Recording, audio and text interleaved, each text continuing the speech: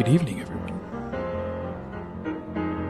Man, my voice absolutely died as soon as I started talking. Hello. Sure everything is working. Is it working? I don't know.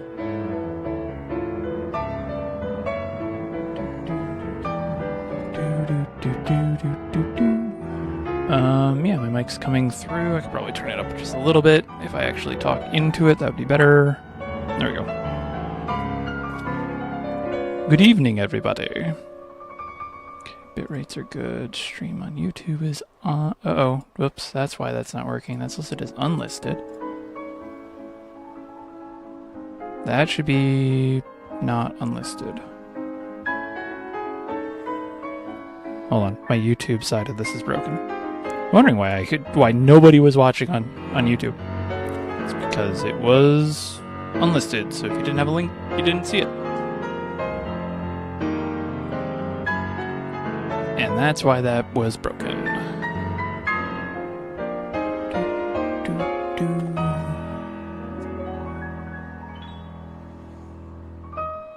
Okay. So hi everyone.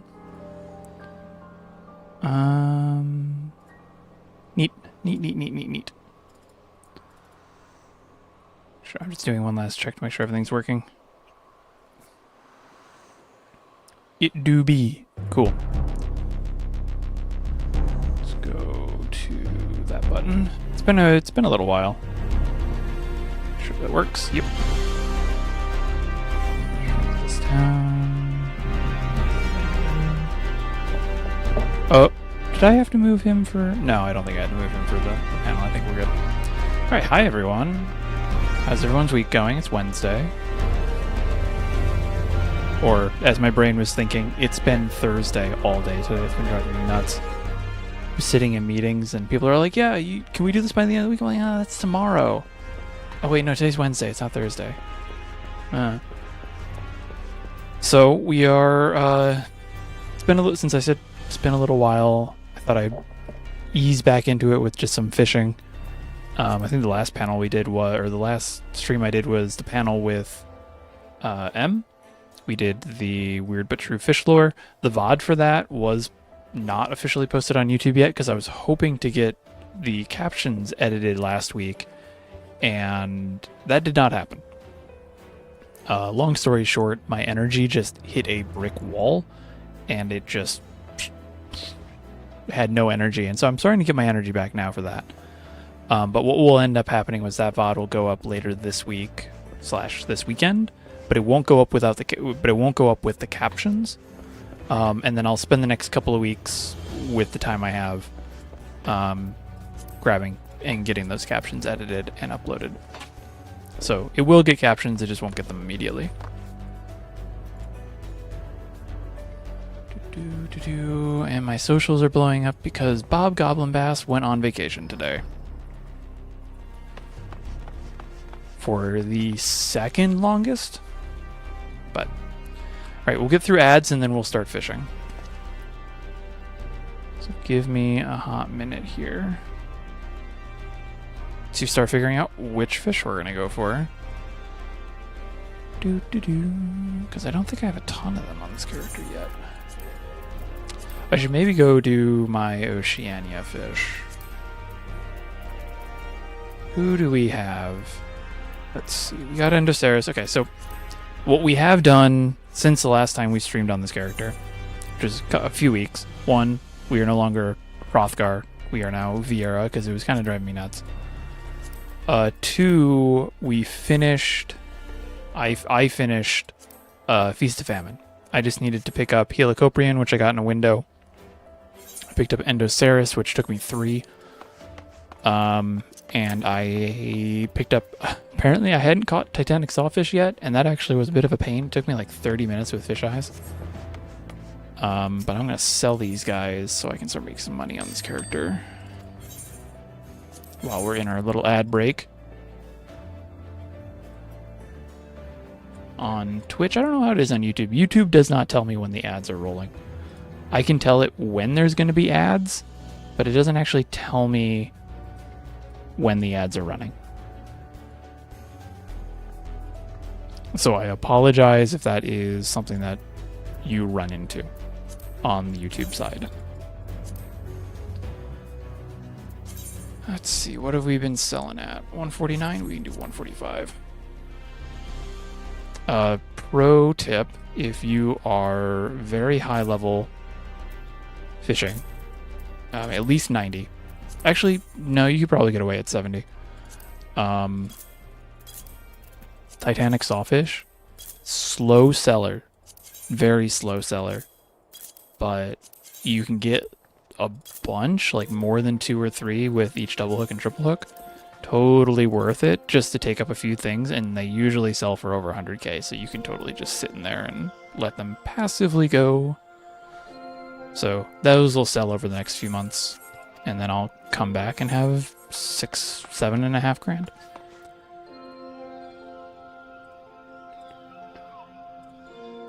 Just checking everything. Cool.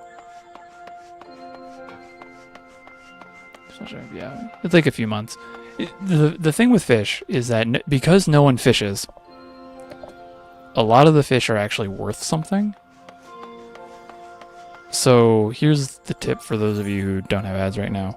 If you look at certain fish like Aquamaton, this guy should be worth a bit. Yeah, Aquamaton, not a lot. The supply for rare fish, especially aquarium fish, is very low. And the price, if you can sell it for 5, that's great. But if you can sell it for even higher, that's even better. But you can look at this. It's like the last time someone bought an Aquamaton on Marlboro here, at least, was August. And it's mid-November now. It's been 2-3 months. Before that, it was July and then May. And it's been like this entire year, there's only been 1, 2, 3, 4, 5, 6, 7, 8, 9. 9 sales in a year, equating to roughly 9, like a little under 9 mil. Very, very, very slow. Glacier slow. But if you're not the type of person who wants to check your retainers all the time, fish can be pretty good.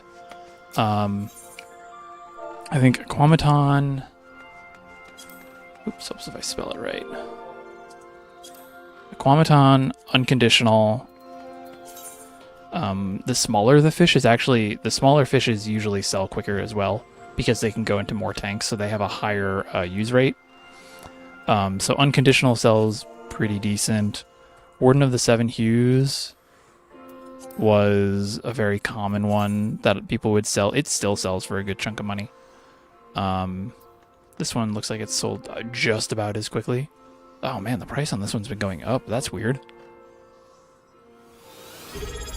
Hello, Zin. Thank you for the subscription. It's been 7 months. That's... I don't want to think about that. My cat is currently yelling, Loki.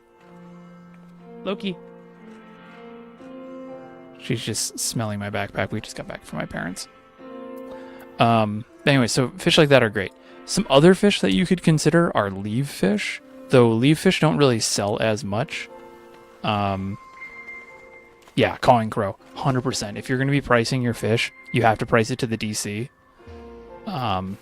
Actually, now with cross DC, I would argue you want to put it onto, you want to consider the region price.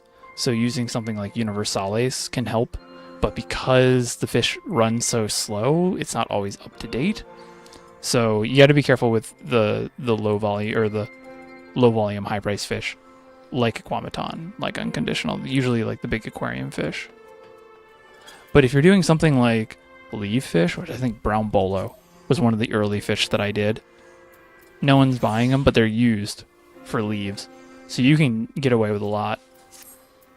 Oh, what is the other one? Some of the older... Let me look. I have to remember what it's called. Some of the older... Oh, you don't have spearfishing unlocked on this character. But some of the older spearfish from, like, Shadowbringers that are used for grand companies, some of those fish also are really, really good.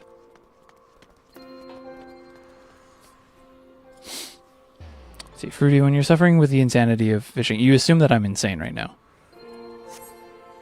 This is just me chilling out and having fun. I'm just vibing out. Let's see. I don't need Titanic Sawfish on my tracker anymore. Ooh, Hendotus is up in an hour. I don't need a Zerdiver anymore. I don't need Shonisaurus. Oh, wait. Do I? Do I? I do. Let's go get Sidereal Whale. I didn't realize that there was a Sidereal Whale window right now. We have 10 minutes. 6 minutes, even worse. Let's see if we can just get a Falania. That'd be fun.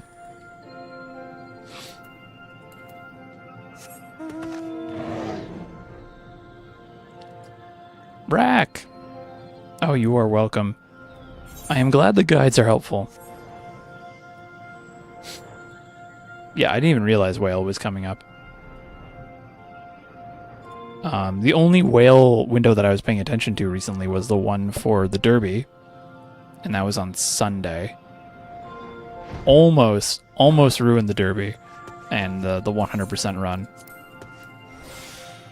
It didn't, though. One person was able to get a small enough whale by like an ilm and a half, and was able to 100% the whole community log for everybody.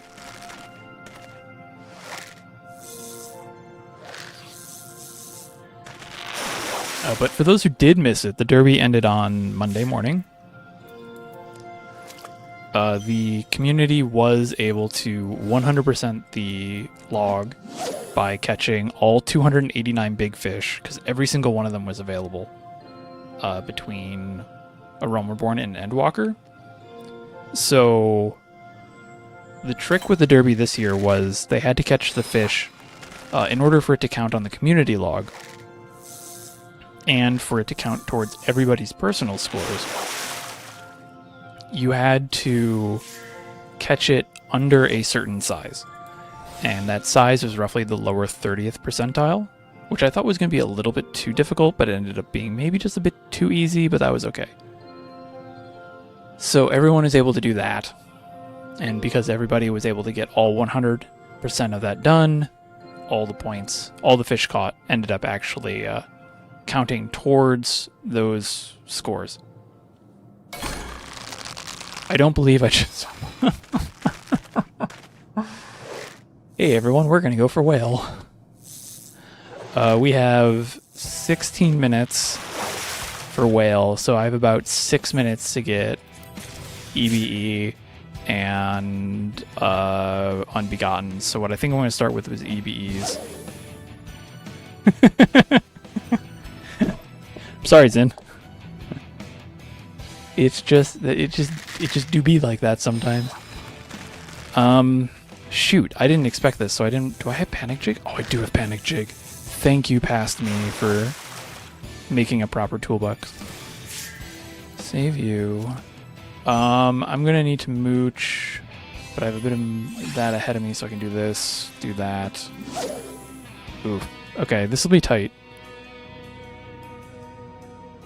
Because I have to get the Unbegottens, which, in order to get the Unbegottens, I need to mooch. I need to have enough GP for double hook, so probably what I'll do now is, let me pull out the Panic Jigs. Here's a little trick for those of you who are, and I'll get back to the Derby in a second. Quick little trick for those of you who are like working on Sidereal Whale. If you just need EVs and you don't want to deal with Stardust, Panic Jig. Panic Jig has a higher bite rate of EVEs than anything else. Seasonal key. You started out strong in the Derby and then life got in the way. Yeah, but hey, did the job interview go well? Like, is that a good thing? I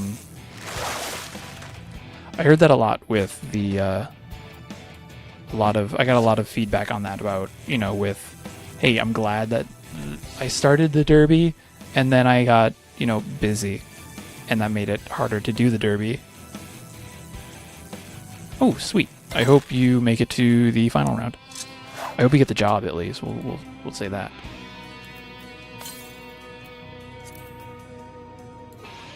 I'll blow one of these just because I can. I need to get the Unbegottens into more EVEs. Ideally, I end on the Unbegottens though, because what I'll do is I'll use going for EVs as everything else. That's good.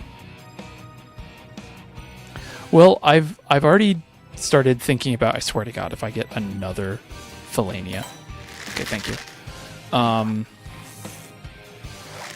I've already started talking with the expert anglers about next year's derby.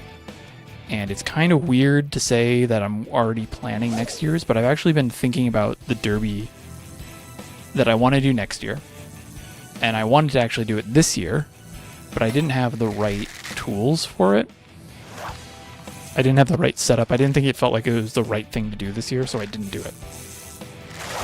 But I've already started talking to the expert anglers about next year's derby. And next year's derby is going to be different than this year. What I will say is that it'll definitely not be a secret of what it is leading into it. You will definitely know what it is ahead of time, because part of this will actually be able to plan. You will be able to just kind of step in and be like, I need to know these things ahead of time, and you will be able to plan out a route. For the folks who are like concerned about the wall of having to catch 289 fish, what I will say is all 350-ish. I think it'll be about 350.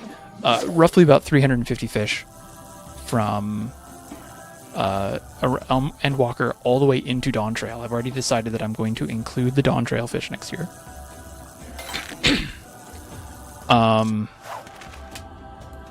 Actually, you know what? I can't use Ambitious Lure here.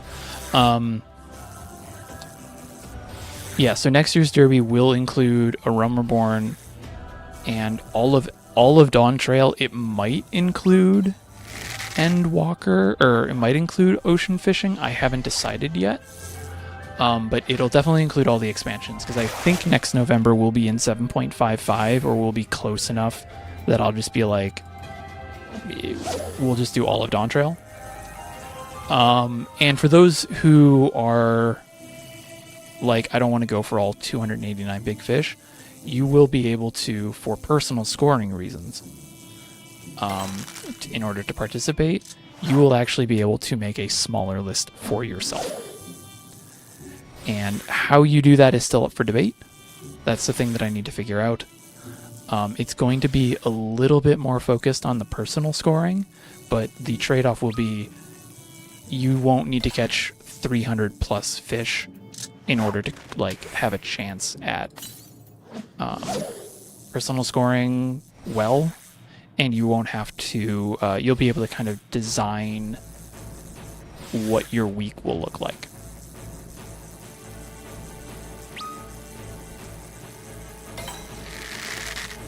So it's going to be a lot more of a production, I think. It will probably end up being the kind of the style for next year's derby. It will definitely be more planning will be involved, more intricate. I'm going to see if I can work with a couple of people to kind of help develop some more fun for that. I will probably build a card for it even. Like, I'll probably build like a small website. But it should be really fun. Yeah, Cawing Crow. No Life. I think we're not going to do that. You shouldn't have to be able to do that. Actually, you know, I'll just say what the rough idea is, because because it could change, and you knowing it isn't going to, you being able to know it isn't going to be now, not going to be able to help you at all.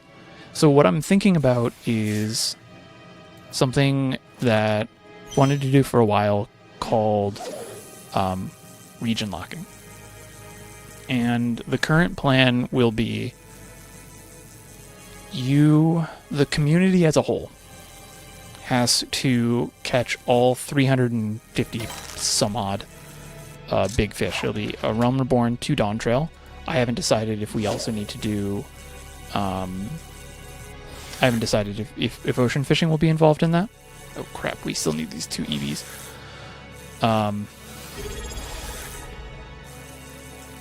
But what we'll end up doing is... Lily, thank you for the raid.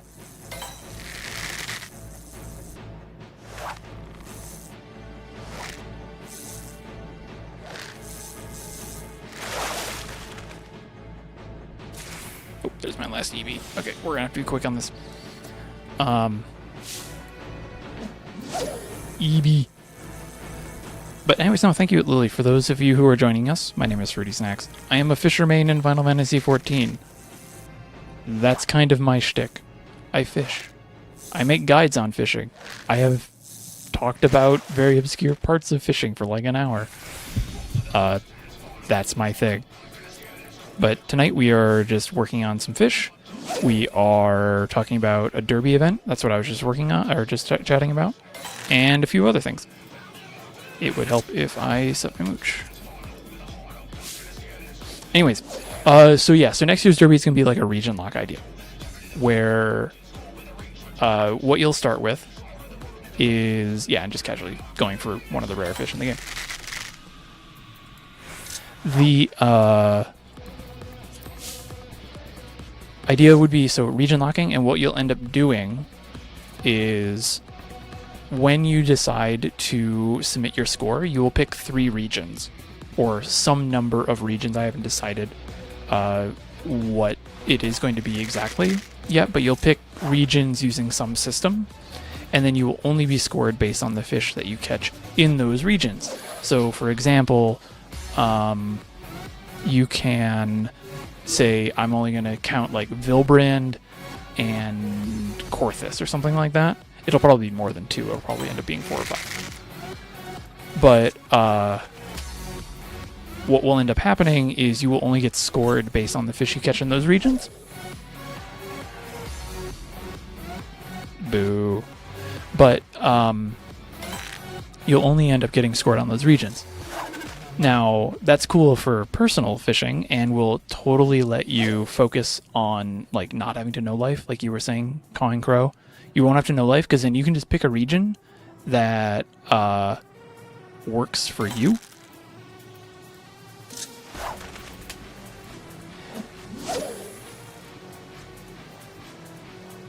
Oh yeah, no, seasonal, that happens all the time. And so you can pick which regions you want to actually fish in, and then you only get scored based on that, and the scores will be balanced based around those, the regions and figuring that out. Now, the community log is going to be a crucial part of this again. That's going to be the biggest thing. So all of the fish that are available for the derby event, and I don't know when the derby is, I don't know, what fish are going to be available, but all of the fish need to be caught, or what happens is everyone's score will be diminished. Hey, RMX.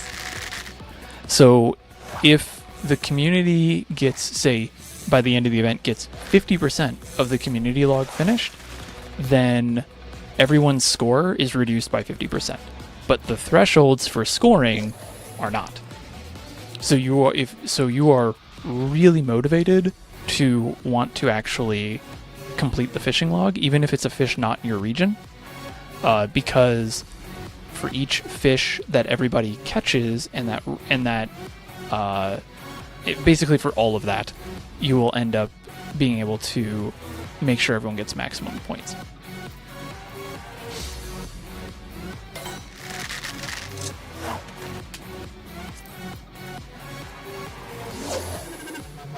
So that's going to be a bit more of a workout for production wise. But I think if I start thinking about if I start planning it over the next couple of months, it'll be what it is. Yeah, Armax, we're talking about next year's derby event, fishing derby.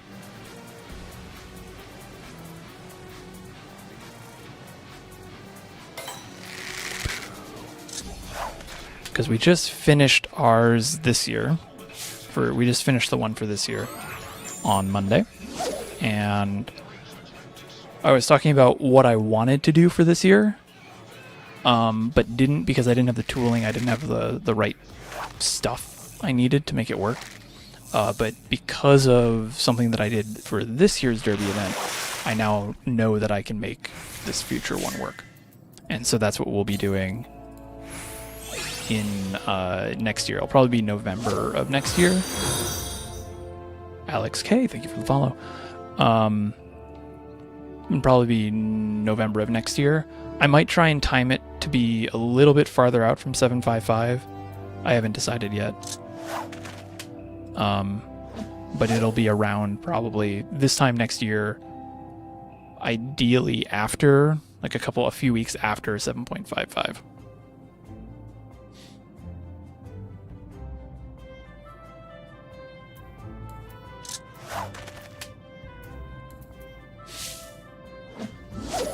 But yeah, so the fishing derby, we just finished. This was our third year doing it. Every year there's been like a little quirk, or what I call twist, gimmick, if you will, in each one. The first year we did it with, it actually got started with the cloud beta servers. So if you know about the, if you remember the cloud beta servers like years and years ago, it would have been 3 years ago at this point, they did that whole week. That was the first derby, because everyone started fresh. And so we were just like, well, if everyone's going to start fresh, everyone can start a Fisher fresh. Let's see if we can finish the entire derby while it was. And I think we missed 2 fish.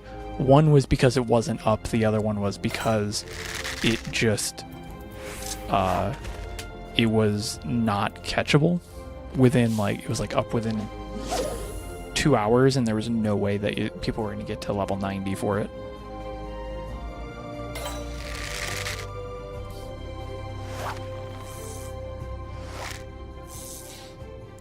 So how do we track and verify if it's caught for it? Yes. So for this year's, it was a screenshot, like Seasonal Key was mentioning. They had to catch a fish under a certain size. So if you didn't know, every fish has a range of sizes it can be. And we won't go much deeper than that because there is a little bit of nuance to the size range. But it can be under a certain size. Or it had to be under a certain size for it to count towards this large community log. And I basically just asked everyone to send me a full screen screenshot, similar to what I have, minus, you know, fill up here in the corner. And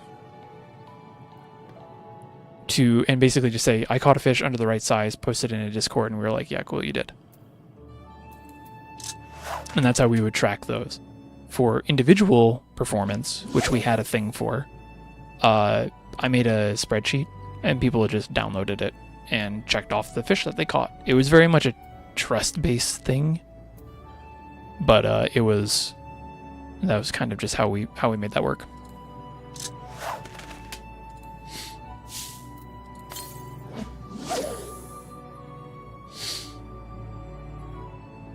Pot of Crimson. Hi, I saw your panel at Gateway Fate. You were awesome. My friends group. Oh, yes. The Deceptive Catfish. Yeah. So, you can catch that. For those who didn't see it, you can catch that on my YouTube channel. Also, we are not getting Sidereal Whale. I barely got an int. Or I barely even got I barely got mooches. But that's okay. The fact that we got Philania is already a miracle in itself. But for those who the pot of Crimson's referring to my You Mean to Tell Me That's a Real Fish panel, which is on my YouTube channel, and you can go and watch literally that live recording. I asked them for the VOD from the stream, and they gave it to me, and I just added captions to it, and it was great. So you can watch that exact panel on my YouTube channel right now, which I think is under this command. Yeah. All right, well, if we didn't get Sidereal Whale, we might as well go for the other one. Here. But first, do I have mayflies? I do. I don't have a lot of mayflies, but I have mayflies.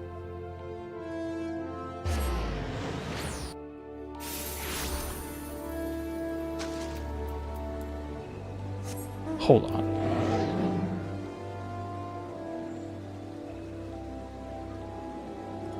Hold on a second. I have to ask something in chat. Something just happened. I don't know if you guys heard it, but I did.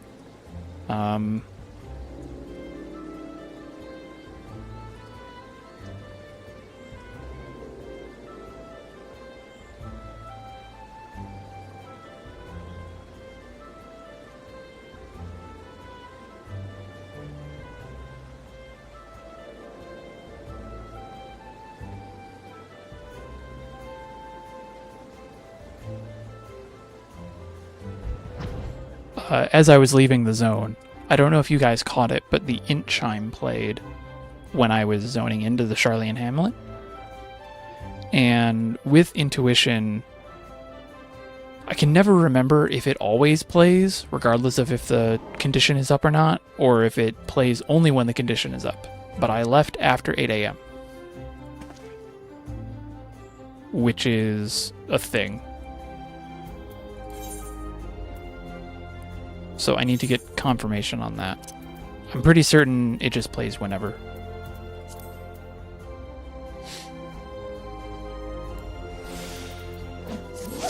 But if it didn't, that'd be kind of wild.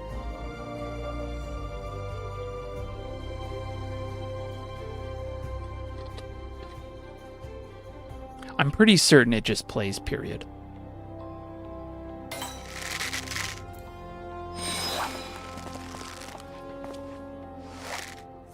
That's fine, Lily. Thank you again for the raid. Hope you have a good dinner.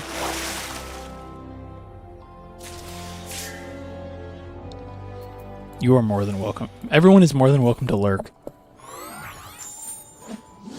I do that myself on a lot of streams. Do.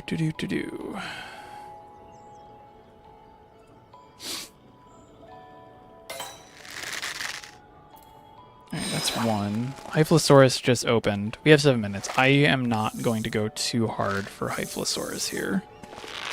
Just because I don't have a ton of mayflies. I do need 2, though. That's fine.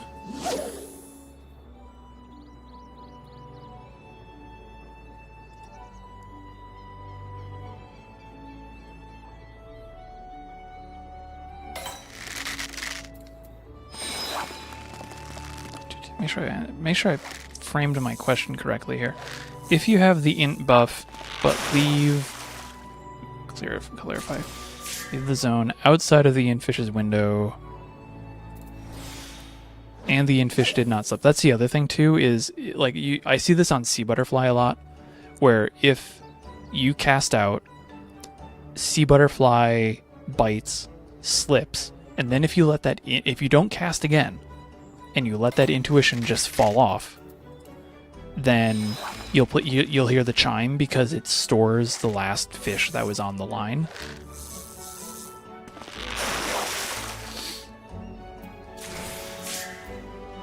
So I'm pretty confident that it plays regardless, but I just need to double check because it always catches me off guard when it happens.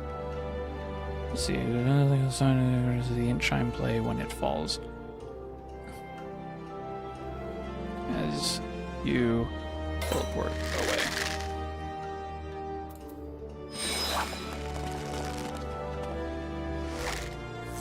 I know Teodo will know this, so if I don't hear it, I'll just directly message Teodo.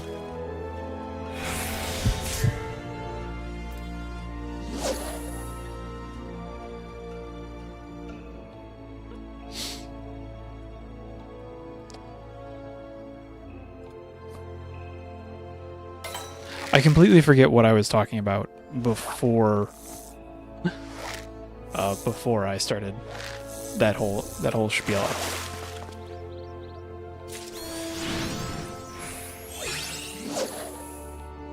Crap, what was I talking about?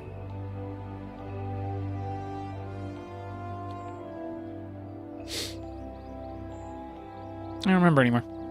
Oh well.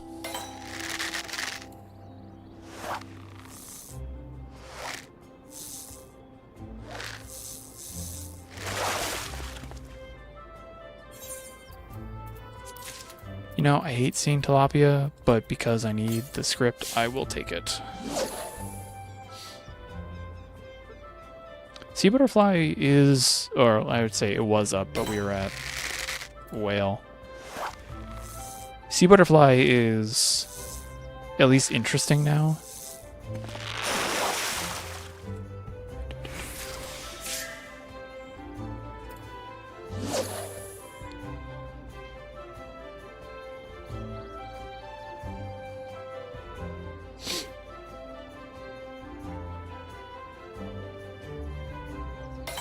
Okay, cool. Okay, false alarm on the whale thing. Always catches me off guard.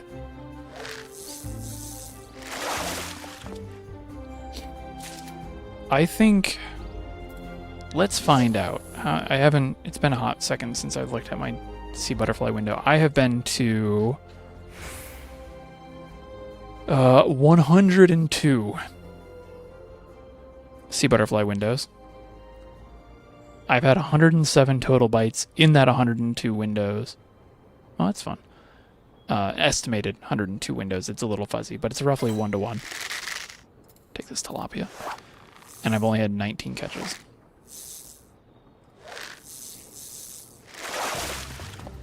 Sea butterfly is one of the few fish that I track.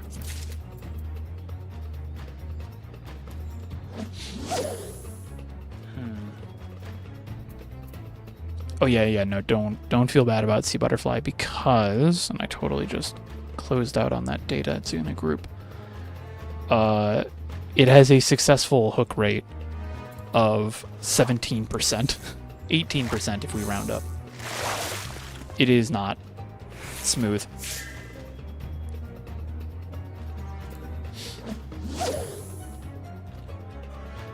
I talk about it. I think I have a video on it from last month where I got a double sea butterfly window, and I kind of talk about my strategy for maximizing your time in the sea butterfly window using Modest Lure.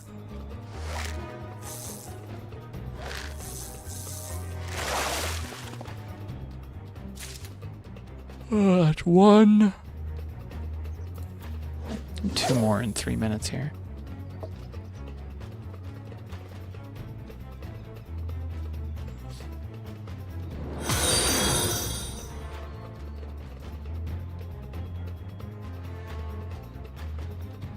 Hi, Trash Bear. And, Chio, thank you for the follow on Twitch.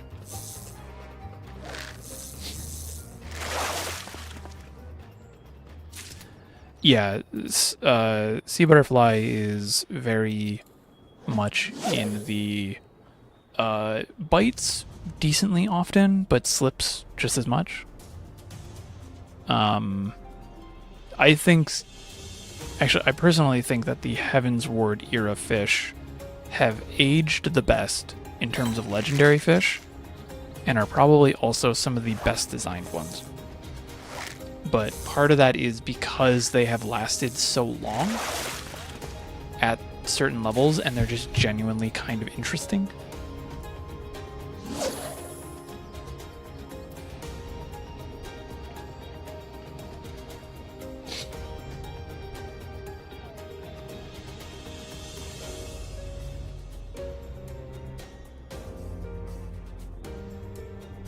But yeah, I have a few videos on sea butterfly.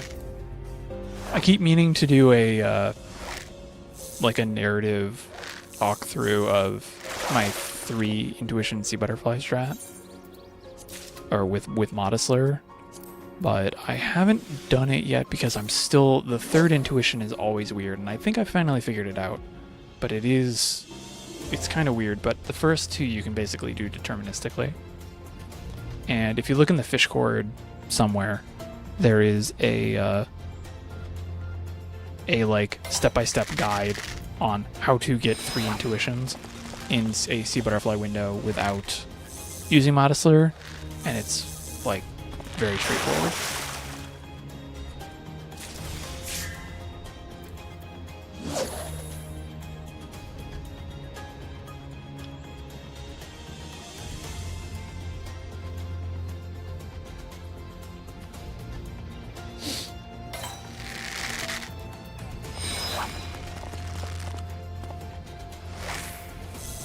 Also, Wordney, you were asking earlier about Bob's Holiday.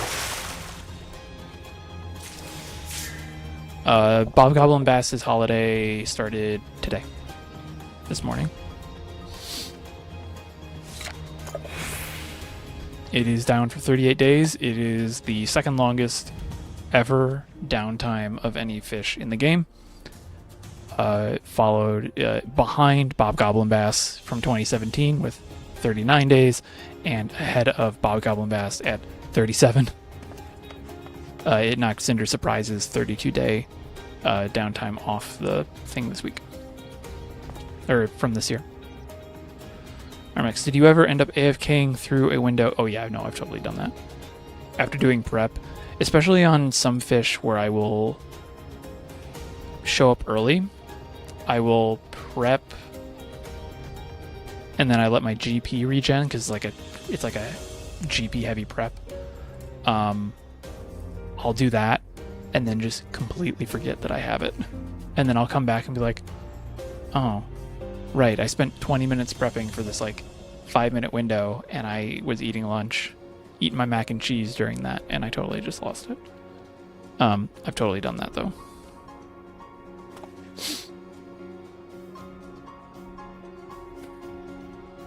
Alright, Henotis is up in 27.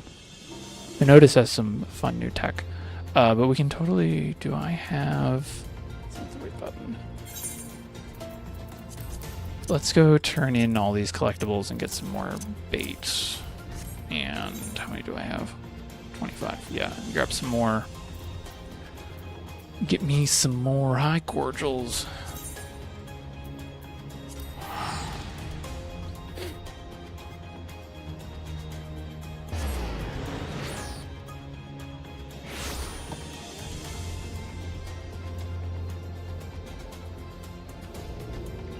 Oh, the fish... Oh, Wordney, the fish that wasn't available was Thousand Fin. Weirdly enough, it was... Thousand Fin is not known for its very long downtimes. I mean, it's up relatively often. Let me look. Thousand Fin, it's up in 9 hours. Has an uptime of 0.9%, which is pretty good for a relatively, uncommon window. But it very rarely has more than a 2-day downtime. I say that though on starting on the 29th it has an 8-day downtime. But it just happened to be that Thousand Fin was like the only one.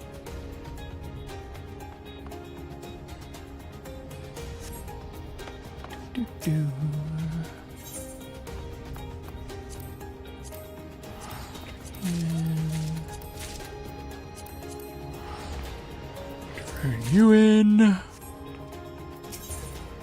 Excuse me, I need to buy some Mayfly for sure.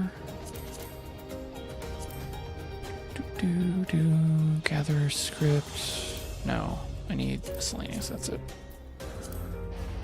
Some Mayflies to buy 99 of those, that'll be fine. Have any of you? No, I don't need a bunch of you. I think I just need you for Ace Fan and... No, I'll need a few of you. That'll work though. Mackerel strips. Do I have any of those for garlic? Nope. We'll pick up 100 of those, and then we'll spend the rest on cordials, which won't be a lot, but it'll be enough. Yeah, no, it was Thousand Fin.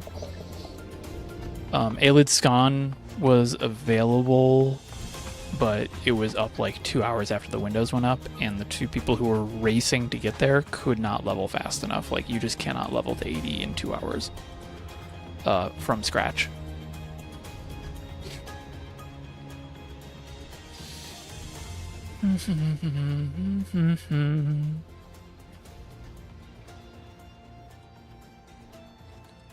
so we were going to go for Hinotus, but that's in 24 minutes. We can go for Magic...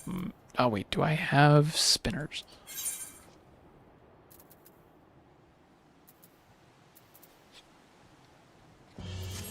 I have metal spinners, which is not spinners.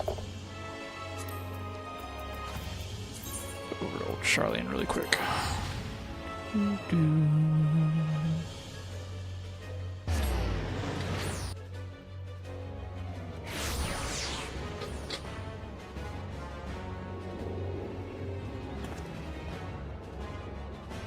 Dun, dun, dun, dun.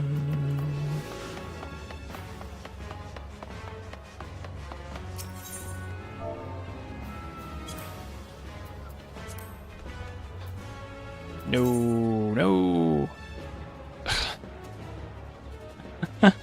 Amelia, I needed those. And those can't be bought. We can go switch over to another. We'll switch over to like Goblin. Goblin should have some.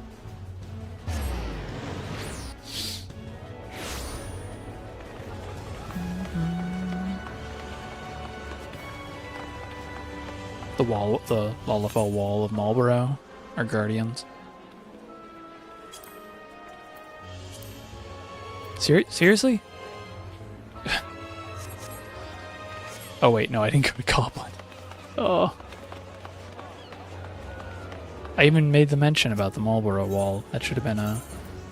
Hey, Fruity, you're in the wrong place. Whoops. Okay, so... We're going to spend a few minutes at Magic Mushroom. Spring is coming up. I don't need Canavan.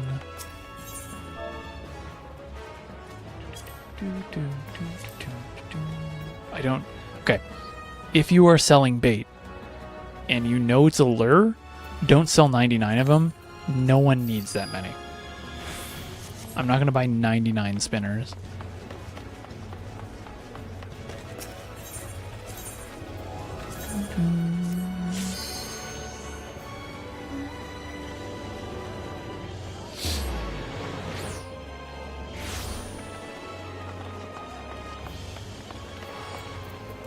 Mushroom is in... Is that South Shroud? East Shroud.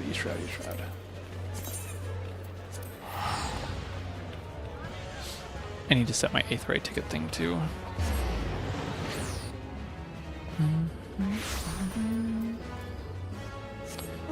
You are deep in the wilderness over here. In a... Like, it's literally... I think it's this one right here. Yeah. Just a random hole. Which are always my favorite types of fishing hole. Like, you fish on, like, the river stuff. You're like, oh, that's nice. It's pretty. But it's... I love... And I love this in like, the real world, too, when I go fishing.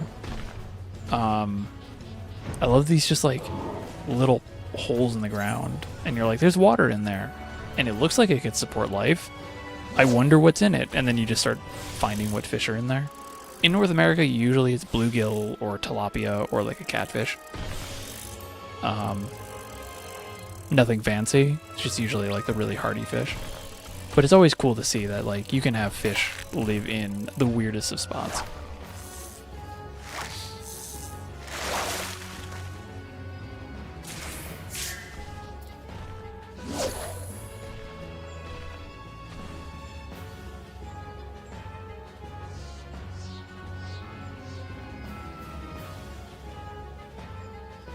It's time for what?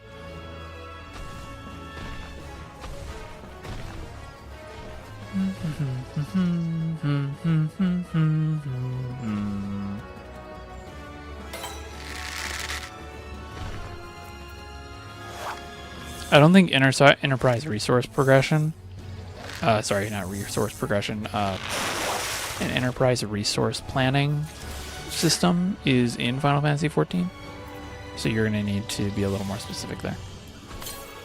Bit of a missed demographic.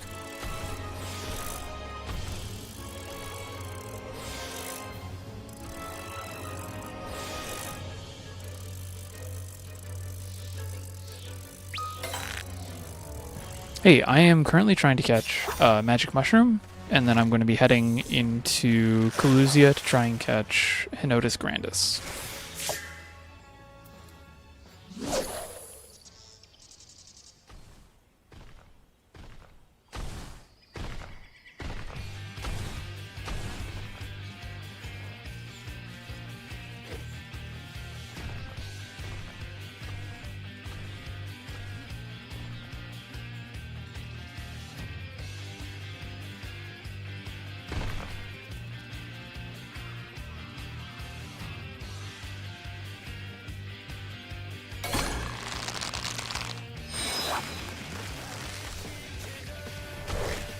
Okay, well that's Magic Mushroom.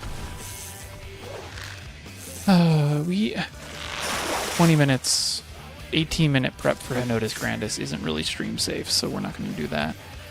Lily of the Veil, we're not going to get too fast enough. Octomammoth, that's not exciting. King of the Spring. Who am I filtering off here? Did I turn off Don't Trail Fish? I did, okay. There's just not a lot of fish up.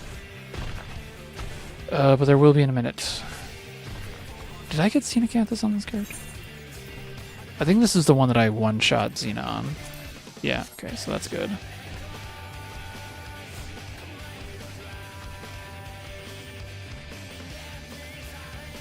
Trying to look at what we could do here. Loose Pendant we could grab, that's up in a few minutes. Dream Gobi, I'd hold on to that one for a few weeks. Did I get Ninja Beta on this character too? I'm doing 2 ults right now at the same time.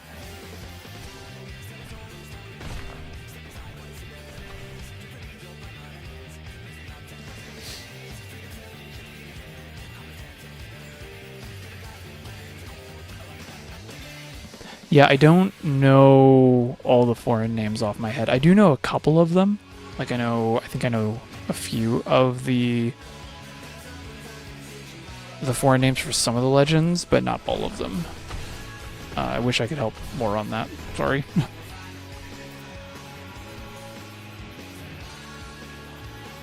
Look here, though. Was I smart enough? Did I pick up Chocobo Flies the last time I said I was going to pick up Chocobo Flies? No, I did not. That's fine. One of these days I'll do Darkstar. But we can go do... Oh, no, I caught Rhyme Pike. Brute Leech, there we go. We'll go do Scale Ripper. Scale Ripper? Planetus? Oh, no. We'll go do Planetus. That one we haven't done yet. So, where are we with my Mayflies? I just bought a bunch of Mayflies. Where did I put them? They're right in front of me. I know it.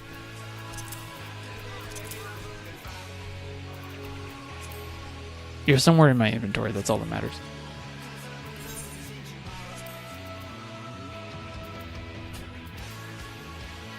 Though I am actually now very annoyed that I don't know.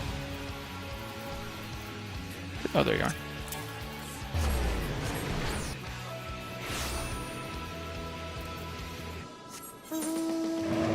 I want to go to Oikos.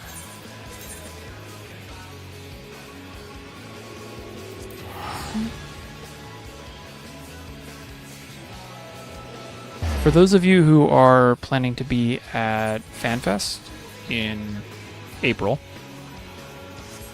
I had a conversation yesterday with the local aquarium in Anaheim, the Aquarium of the Pacific, and I am happy to say that there will be we'll be able to host an aquarium meetup at the Aquarium of the Pacific in April.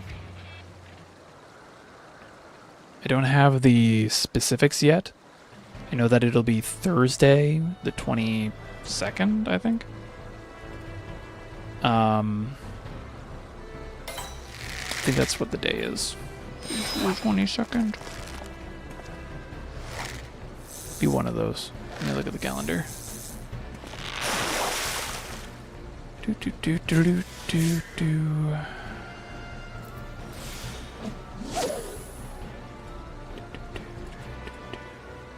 23rd. April 23rd at 4 p.m. local time. Maybe a little bit earlier.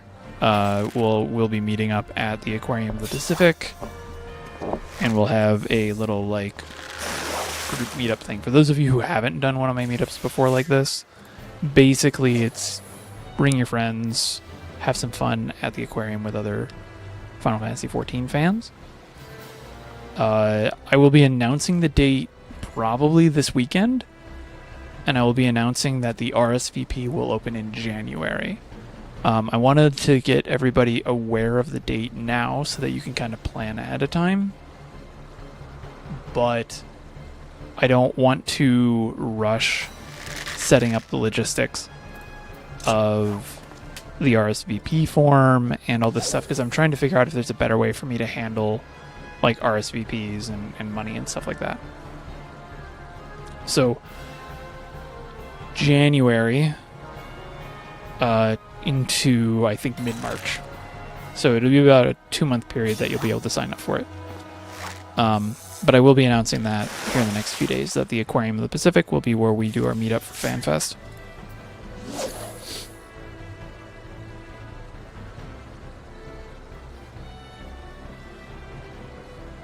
So if I can pull you away from Disneyland for a few hours.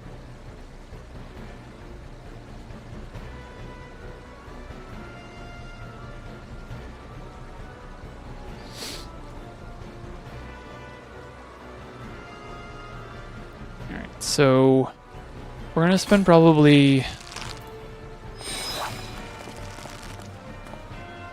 the next about 15 seconds at Planetus, because that was the bite. That was easy. Do I have Butterworm on me? We can go do Vip Viper really quick. No, but I have time to go pick some up.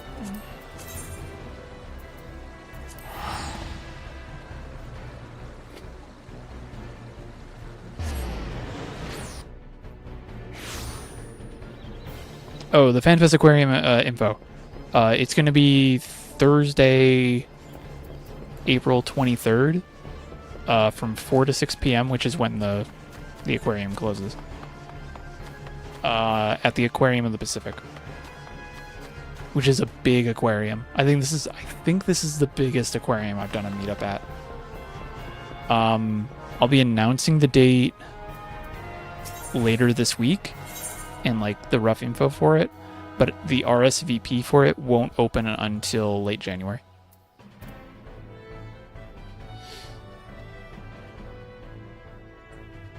So it is Butterworm for Vip Viper, right?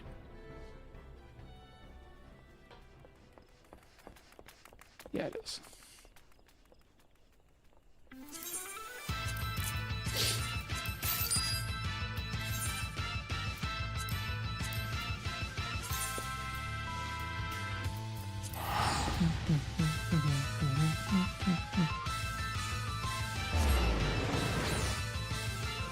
So keep an eye out on like my Blue Sky and Twitter and YouTube, and I'll make sure to be announcing all that information there. I was saying that I'm doing the announcement of the date first before the actual RSVP. Usually I do it simultaneously. Because I'm doing the announcement first and then the RSVP in January, because I don't think we need 5 months to do this. And 2, I want to make sure that I get the logistics for it all cleaned up.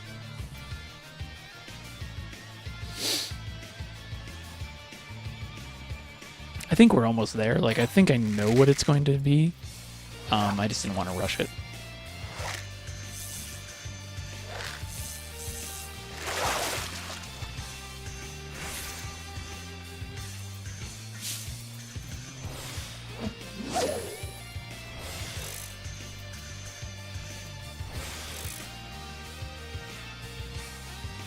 So, again, April 23rd.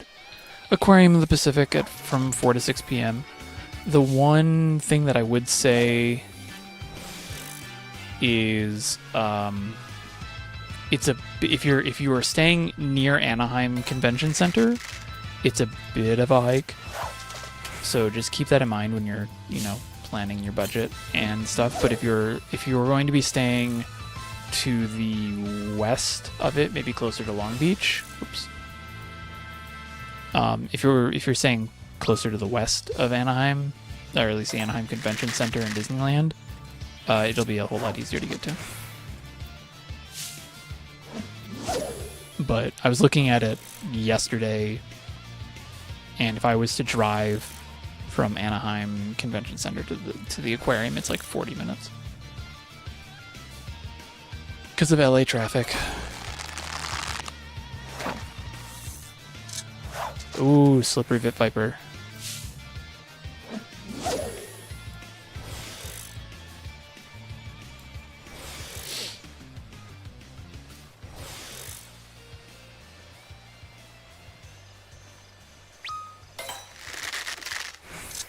Yeah, we'll let that go. Alright, we have 8 minutes for Hinotus, so that'll be enough time to go mess around with that for a little bit.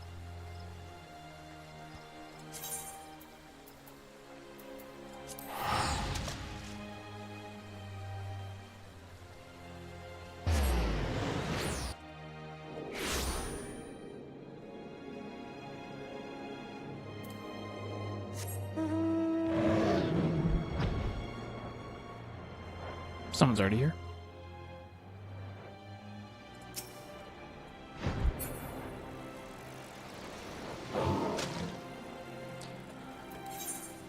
Alright, so Hinotus Grandis, for those who don't know, back when Aiden, the custom delivery guy, was added, we actually had a new strat for Hinotus.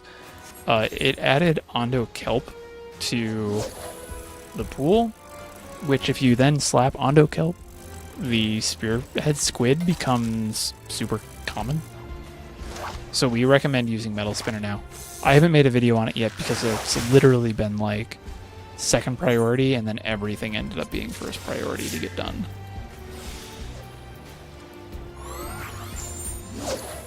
So what you can do is you can slap Ondo Kelp, and then you basically just reel in any strong bite after, I think, 20 seconds is the safe zone.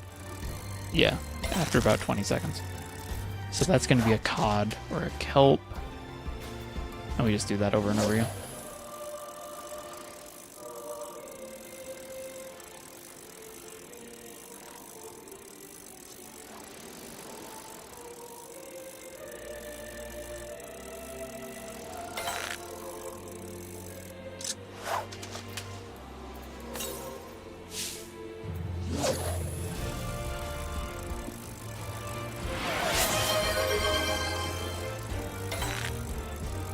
Oh, hello.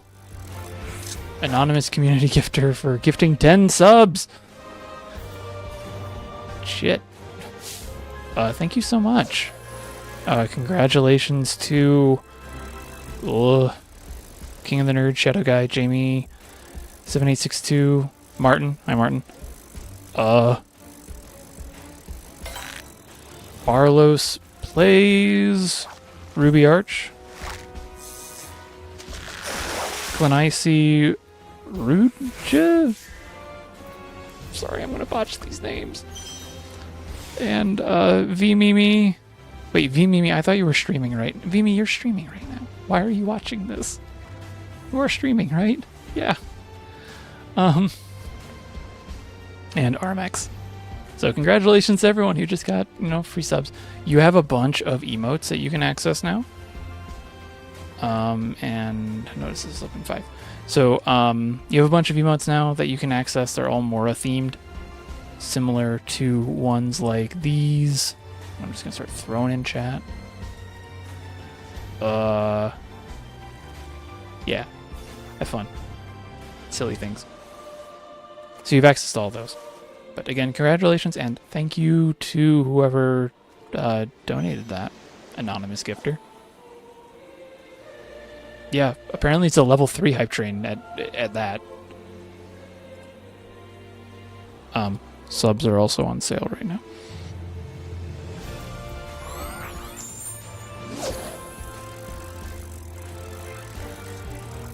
For those of you who did just get subs, don't forget to refresh your don't forget to refresh the browser as well, because then that'll apply the ad-free viewing as well. Something that not a lot of people do.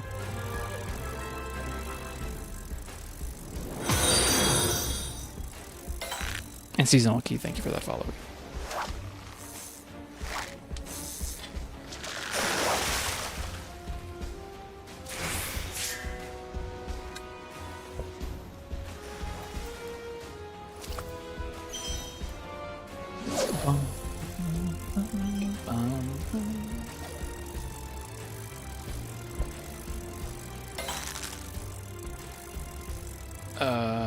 I don't know. I'll have 15 seconds. Okay, we'll be fine.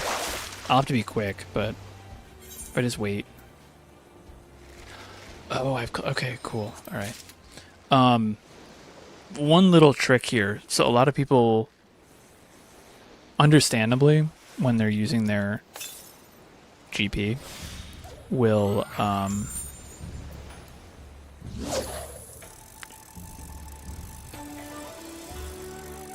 Clinchet Rouge. Did I get that? If I say it faster.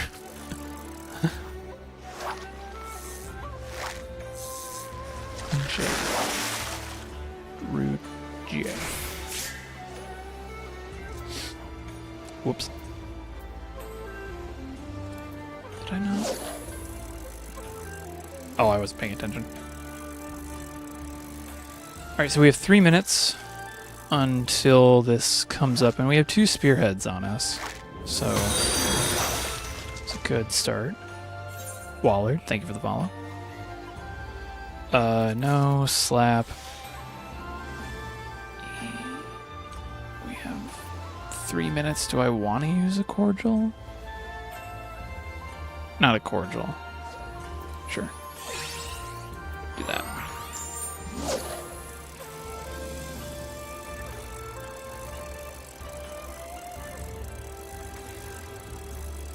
Alright, so what do we talk about? We talked about the Derby.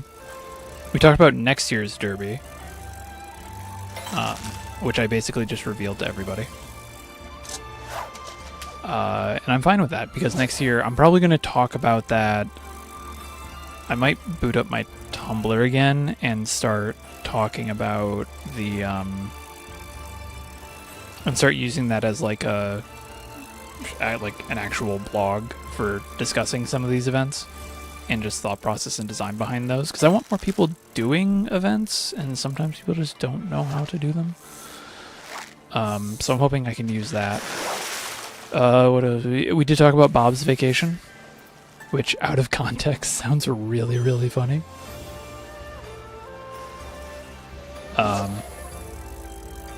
But we did talk about Bob's Vacation. This.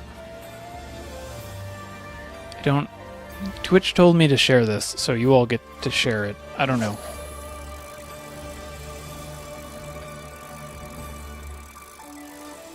Sure. I guess I don't know if everyone can use that now. I'm new to this. Smile. Yeah, so we talked about Bob's Vacation. Bob Goblin Bass is on a second longest ever downtime for a big fish. It's down for 38 days. It'll be back in just after Christmas.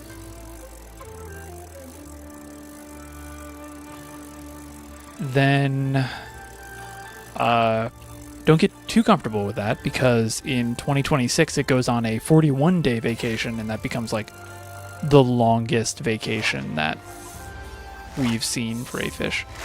And that was a spearhead squid. Shoot, and it's about to go into the window. And I don't think I'll be able to hold it for long, but I can do this. Okay, I saved it.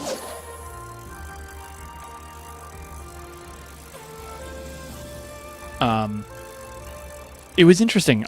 When I posted about that, I posted that infographic on Blue Sky and Twitter today. Let me grab it to share with everybody here.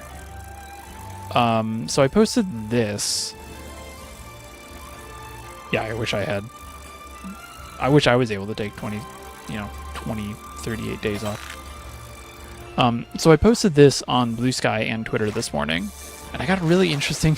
It's always interesting when I post these types of things, because everyone's like, man, fishing is so tough. It's like, this is I think one person was like, this is a really crappy mechanic.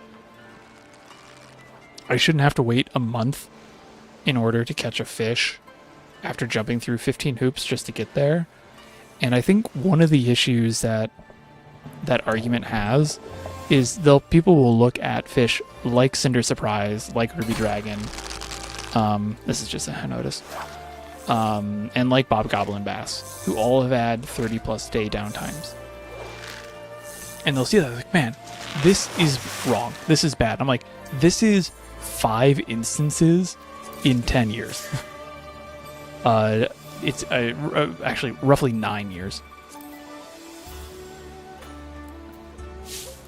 Because Bob was added in patch 3.4, which came out roughly 9 years ago. And it has only ever done this 3 times. I mean, that's like 1 every 3 years. The fact that we're having 2 years in a row with 2 30+ day downtimes is statistically rarer. This is Grandis.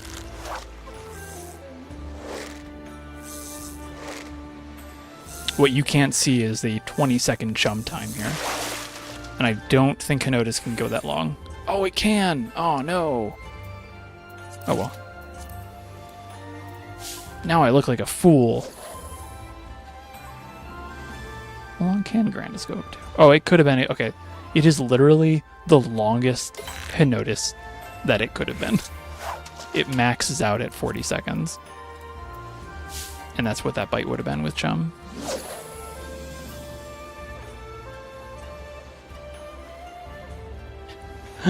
But anyways, yeah, so a lot of people will look at that mechanic and be like, no, that just isn't fair. I shouldn't have to wait 30. I'm like,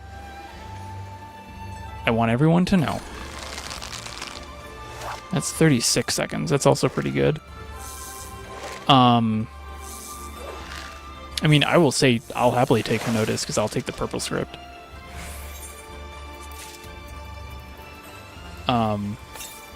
But there are over 300 big fish in the game.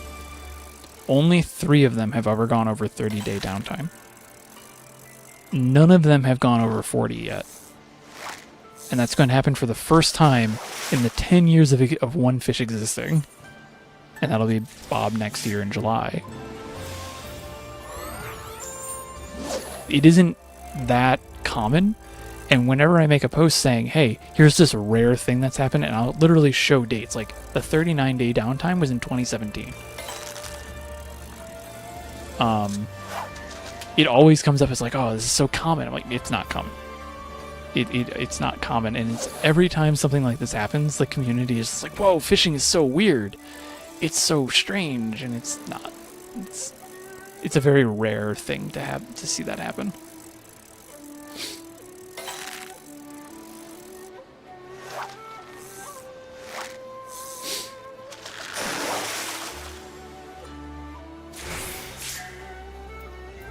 And I'm talking about Bob, and I'm not paying attention.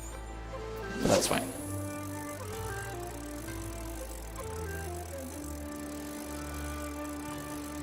Yeah. Yeah, that's the other thing, too, is like you see fish like Matamata, sea butterfly, charbonnet, sidereal whale. These are all fish that are up far more often and can take a whole lot more time to catch. No, this is fine. If we go to fishstats.com, which is not actually it. Don't Google that. We know that the fish that takes the longest time to catch, the estimated longest time to catch, is sidereal whale with an estimated real world time to catch of 80 days. Oof, that was a max length shell fracture kelp. I'm getting totally trounced on these. I don't think we'll have enough unless this is a squid. What is this? Um, 57 days is Ruby Dragon, 52 days is Cinder Surprise, 27 days for Aelid Scan, and then we have that with 15 days for Furcicata, Steph, Hyphla, Saurus, Garliacthus. Alright, we're gonna YOLO this. Bob Goblin Bass takes an estimated 5 days and 9 hours. That's it. 5 days. Well, we're late on that. That's fine. Okay. Well, we got a bunch of Henotis. I mean, this is a bunch of purple script that I need anyways. This is why I don't get upset whenever I don't get fish like Ambling Caltrop or Henotis grandis, because the other bite is a script fish, and I will absolutely always take script with me.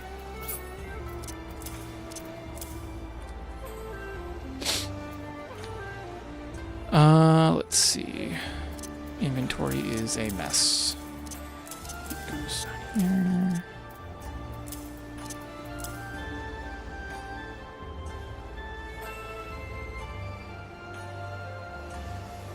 So the website that I'm looking at too, by the way, is this. This is made by a guy on the Fish Court named Loden. Share that over here. So Loden took a lot of the Teamcraft data and cleaned it up, and put this website together to kind of give a more clean, data-driven look at fishing. And so you can look at, like, if you look at the rankings, which is what I ranked, you can see that the Matriarch has the highest slip rate. That's an Arumberborn fish. No one really talks about it, but it is the slipperiest fish in the game, followed by Lopoceros elegans, Xenocanthus, Damaro, and Herring, and Priest of Yaxlaqua.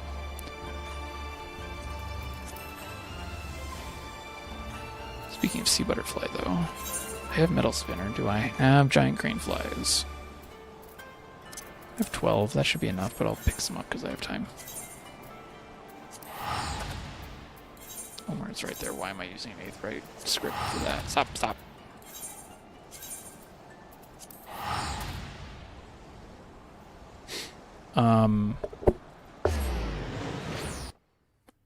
Sorry, I'm adjusting my mic. I'm actually standing right now. I'm not sitting. Yeah, so like that website is handy. I will refer to it. I refer to it and Teamcraft whenever I'm looking for stats, because Teamcraft is up to date. It's consistently getting data.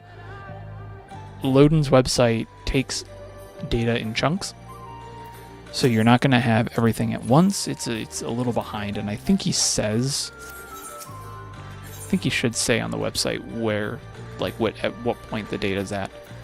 But like, it doesn't have Dawn Trailfish right now, or if it does, it's very small data sets.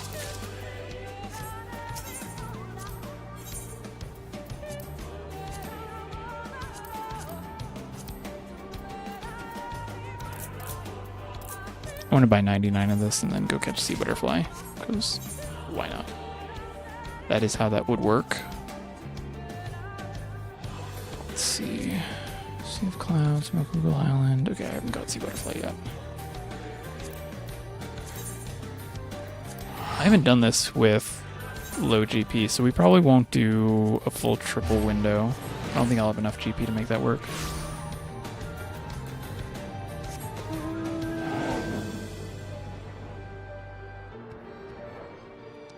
But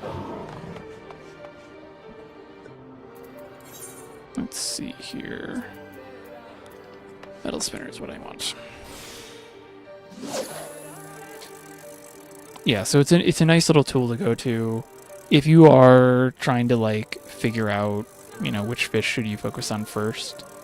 Look at the ones that are the estimated windows and estimated time to catch, and like the top 5 for both of those I would pull. So Sidereal Whale, Ruby Dragon, Cinder Surprise, Aelid Scan, Furcicata, Stethocanthus,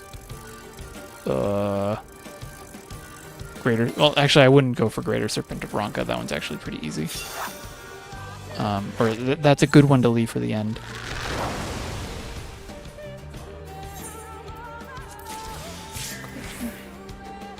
But I would look at that and then use that as a way to decide which fish you want to go for.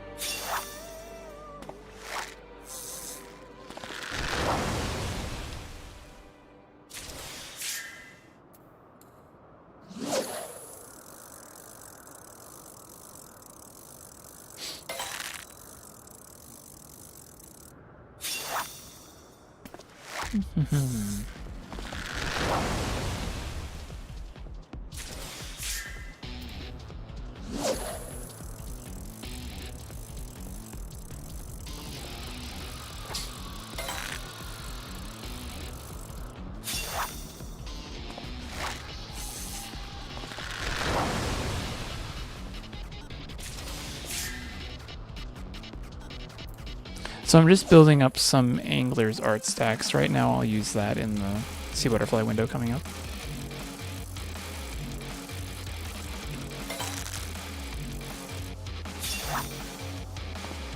Also, I really am loving the fact that the meme that I made about Bob Goblin Bass's downtime is doing so well, and I also hate the fact that I thought of it in the first place.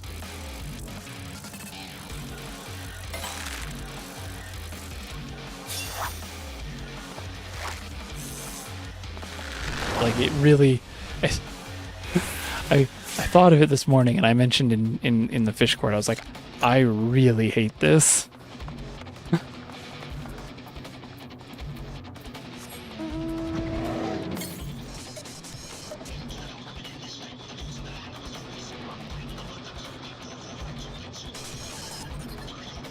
One sec.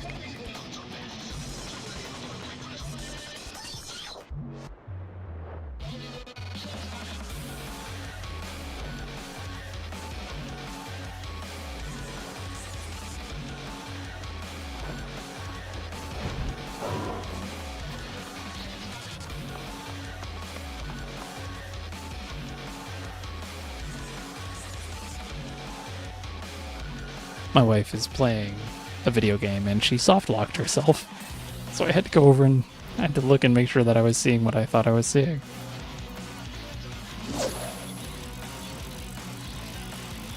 Yeah, she's playing Disney's Dreamlight Valley and she soft locked herself.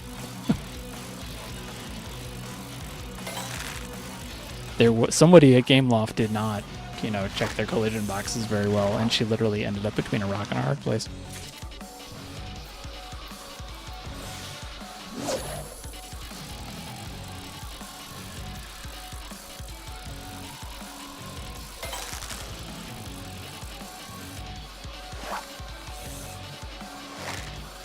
How much time do we have? 6 minutes? Okay.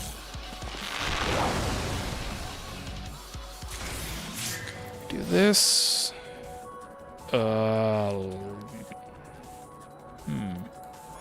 Okay, we're gonna have to wait a second. I'm doing this kind of quickly, so I don't have enough time to prep. So we're just gonna wait till I get 400. No, we're gonna get until about probably 30 seconds, 20 seconds left on my cordial will probably be it. So give me about 35 seconds. Let me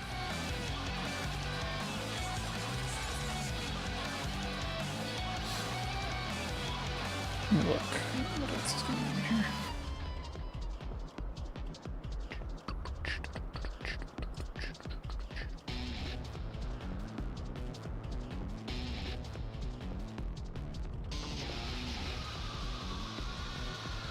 Oh, there was a Discord update that changes the UI once again, annoyingly. So, Sea Butterfly. Of those who have done Heaven's Ward fishing, I'm curious now, how many people were stuck on Sea Butterfly, and how many people got stuck on Charbonnet? Because I have always seen them split. It's like you either have Sea Butterfly or you don't have Charbonnet, or the other way around.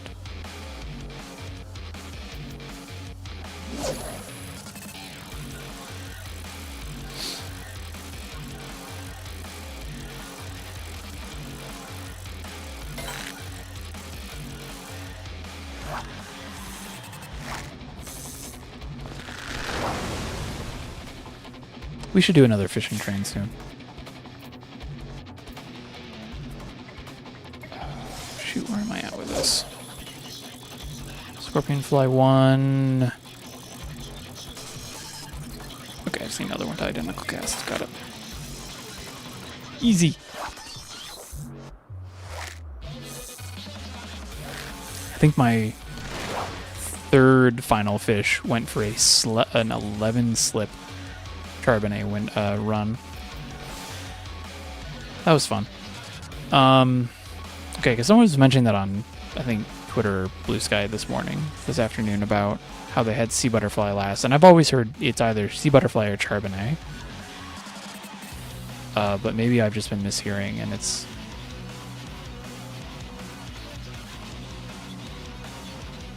three, I think. Main, Europe, NA. Yeah, 3. I have 3 final fish. I have 1 Lord of Far Waters. That's my OCE ult. This character will probably be the 4th or 5th. I'm not even close on this one, though. Oh, no. The person who I know who has the most, I think, is Tioto with 5.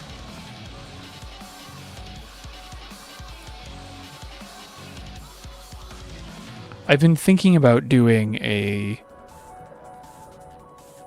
I've been thinking about doing 2 things. One, either doing like an only on stream final fish, so I only stream that account and I can only go for fish that are up when I'm streaming. We have 2 minutes till Sea Butterfly, so in about 45 Eorzean minutes I'll cast out.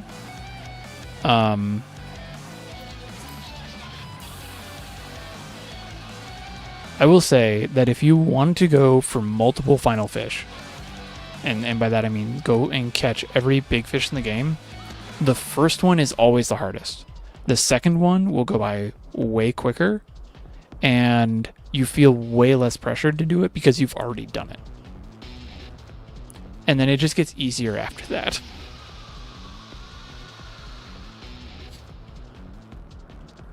What if we could buy fishing bait with Mog Tomes? If we could buy fishing bait with Mog Tomes, I would probably strangle the Moogles for holding out on us this long.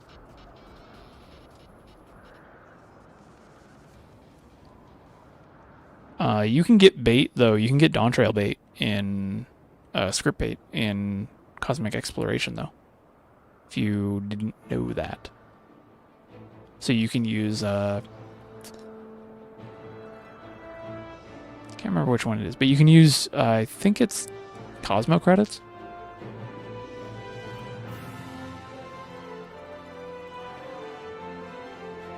Yeah, that's the other way to get bait, is when your friend is done, just inherit their bait. I've done that a few times. I think Denmo recently got a bunch of my excess bait. Wrath, when Wrath last year was doing their speedrun to ARR bigs, that was something that I gave him some of my bait for that too, I think.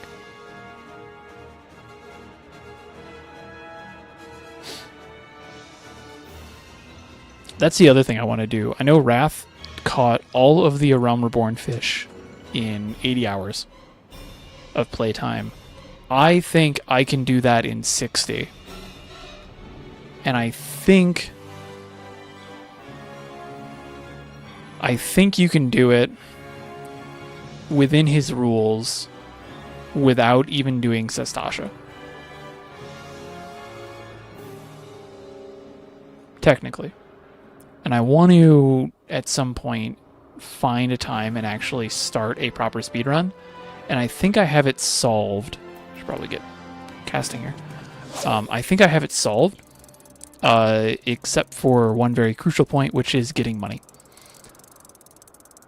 So it's...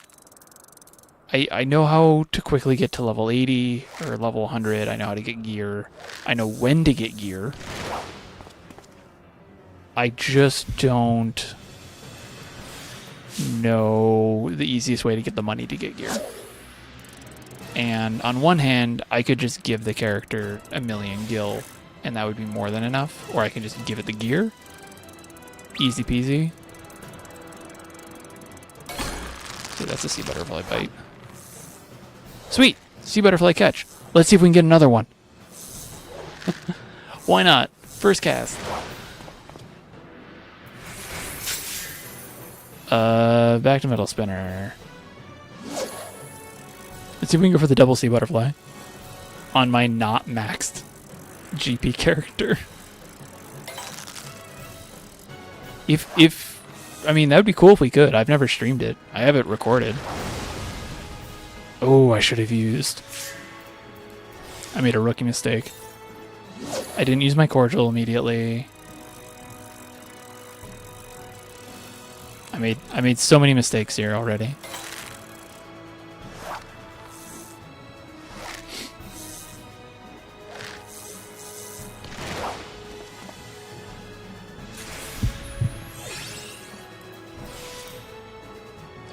A few times here. Wasted 10 seconds just using Thaliak's favor and switching bait because I am slow.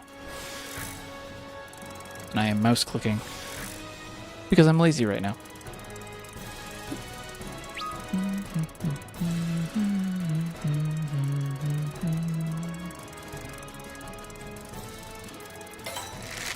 I was going to say, I swear to God, if that was another sea butterfly bite. I'm sorry, Denmo. I deserve to be lazy. I'm also standing right now.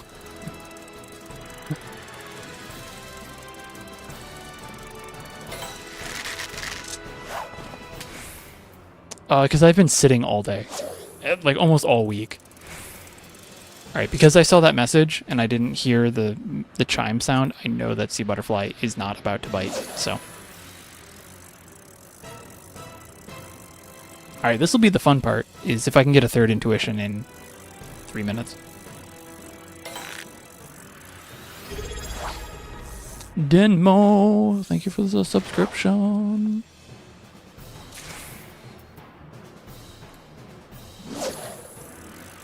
But yeah, no, I've mostly just been standing this entire... Or I've been sitting. And I bought a sit-stand desk like 10 years ago. And it's great. And I've used it. But over the past few years, I haven't... Seriously? I haven't been using the standing portion of it. Usually if I use the standing portion of it, it's to raise it just high enough that my cat won't jump on it in the middle of the night and mess with the about 1,000 Lego sets I have on my desk.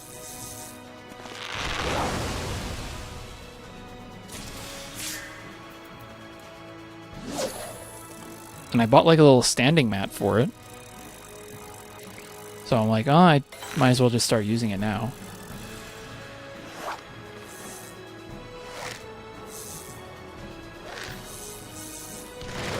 I wish I was joking, but I have... Let's see, what do I have on here? Okay, so I have the Saturn V rocket.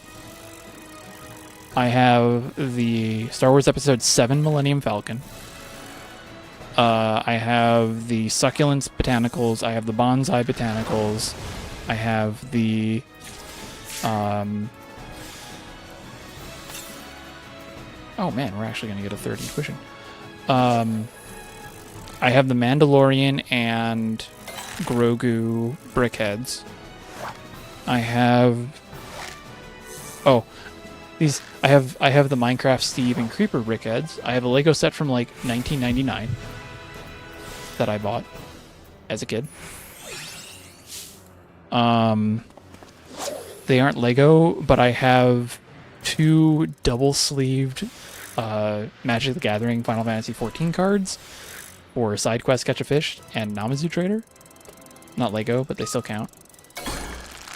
Holy crap.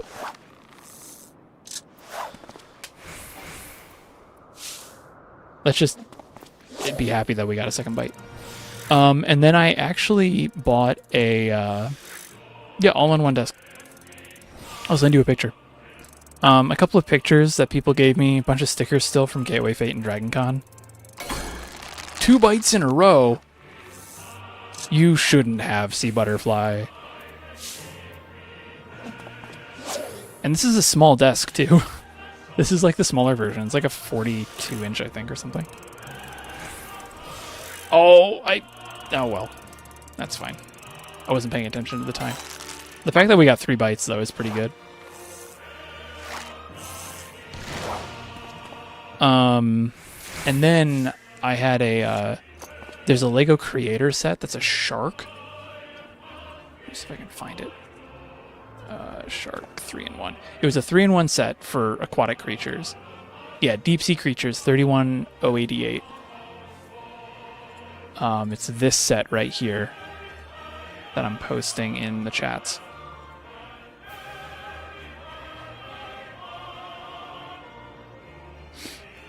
Oh, John, sorry, I did not see your post. It might not be. If you don't let it be. That's the thing. But anyway, so that's the Lego set. If, you can go online, I think it's called Rebrickable. It was a few years since I've done this.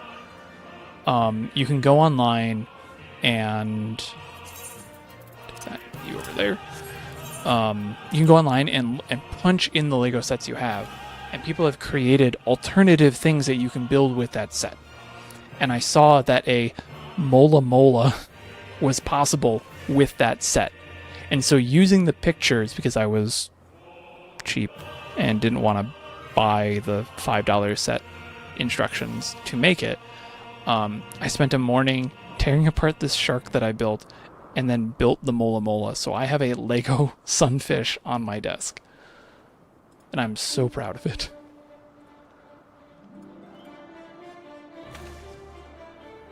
Alright, bunch of fishes are about to end in a minute. Bunch of bass. What else is coming up? Oh, we can go back to Hyphalosaurus, why not?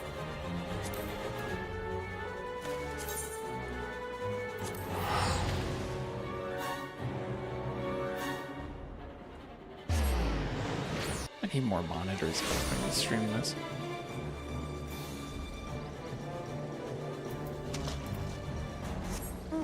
The Horizon Zero Dawn set looked really cool. I don't have space for that. What is also not on my desk, though, is I have the Lego Parrot. I have a Star Wars Scout Droid, because I love Star Wars. What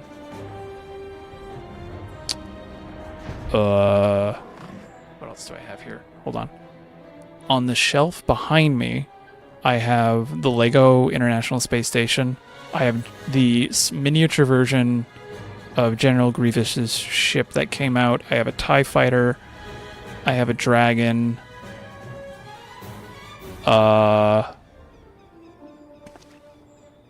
you can make a Garchomp out of that.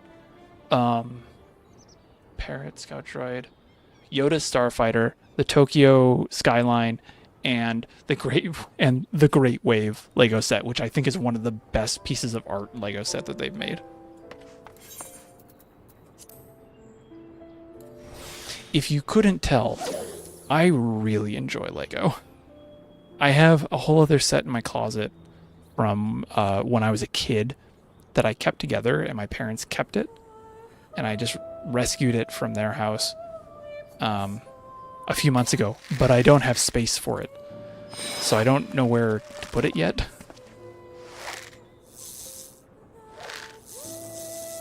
But that's a giant robot.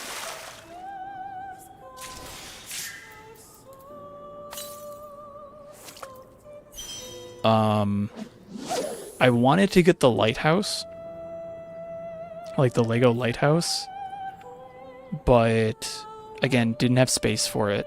I would have motorized it too. What was the other one? An old coworker of mine.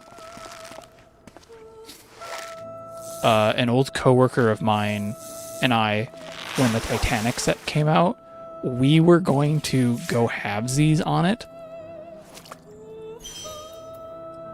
Oh shoot.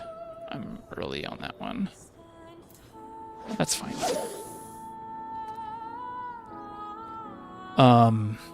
We were gonna go halvesies on the Titanic set, and people are like, well, how are you gonna share a Lego set? And we're just like, well, it's a Titanic. We both pay for half of it, and then we build it, break it in half, and just design, and then just build it as if it was broken in half, and then we each took a half. So we were thinking about doing that. We didn't.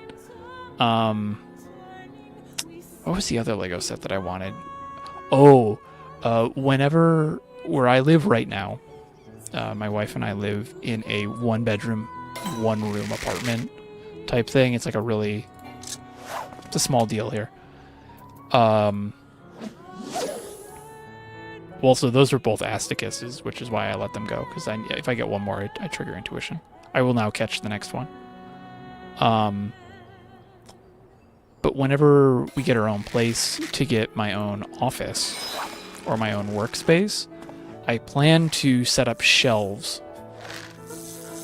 along, like maybe a foot down from the ceiling, and I'm gonna run a Lego train all around my office, and build like little cityscapes around that. I really want to do that. There's a guy who does it on YouTube. A guy who did it, I think his name is Half Asleep Chris. I think he was the one who did it. But I want to, if you want to see that, but that's my goal, is to do that, and then I would probably be full of just Lego stuff all over the place. When I get my own office, it's going to get a lot of shelves for Legos, and I'm not going to do like the whole like collector's thing where they make them like look artistic. I'm going to fill these. If there is space, there will be Lego for it. And I'm just going to start putting that in every Christmas. It's like, what do you want for Christmas, Fruity? I want Lego. Oh, there's Hyphlosaurus. Are you going to stay? No, you're not. Come on, splishy splashy boy.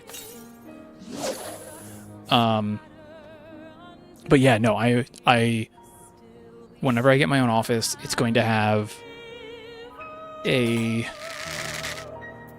TV of sorts, that'll double as like an alternative monitor type thing. I will get a bunch of shelving for Lego that I'm just going to shove as much Lego into as I can, and an aquarium. I already have an idea of what I would want to get to. It would probably be a 50-gal freshwater setup, and it's either going to have I want to say a Half Moon Beta, I think was what I wanted. It's either going to be a Half Moon Beta tank with some like small Half Moon friendly fish, or if I want to go with the more, it would be a live tank too. But if I wanted to go with the more active, it would be filled with anchor catfish, a pleco, and then I really hope that was an Asticus. What's the other one? Anchor catfish, and then just a bunch of tetras. Boop. That should not have been that. I should not have double hooked that. So yeah, whenever I get my own thing, it's gonna just, my room is gonna look, my office is gonna look like a master builder's workshop. I may actually even get myself one of those workshop drawer sets where like they have a tabletop on top, and then just fill the bottom with Lego. All these little drawers underneath it, and just fill those with Legos that I'll sort through, because Denmo, unlike you, my parents actually kept my Lego sets, but didn't give them away. They were going to give them to the grandkids. Well, I'm going to just buy my nephew his own Legos and take mine back.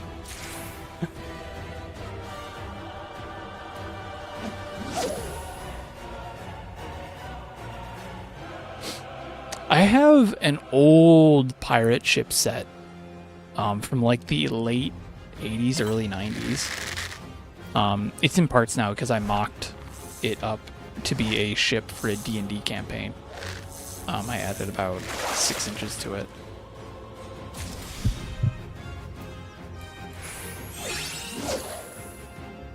But yeah, no, there's a bunch of Lego sets out now that I the whole botanical set, like everything that they've been doing with botanicals, I love. I would love to be able to just buy bouquets of flowers to build myself. It's the Splashy Boy. I would love to be able to get... What's the other ones?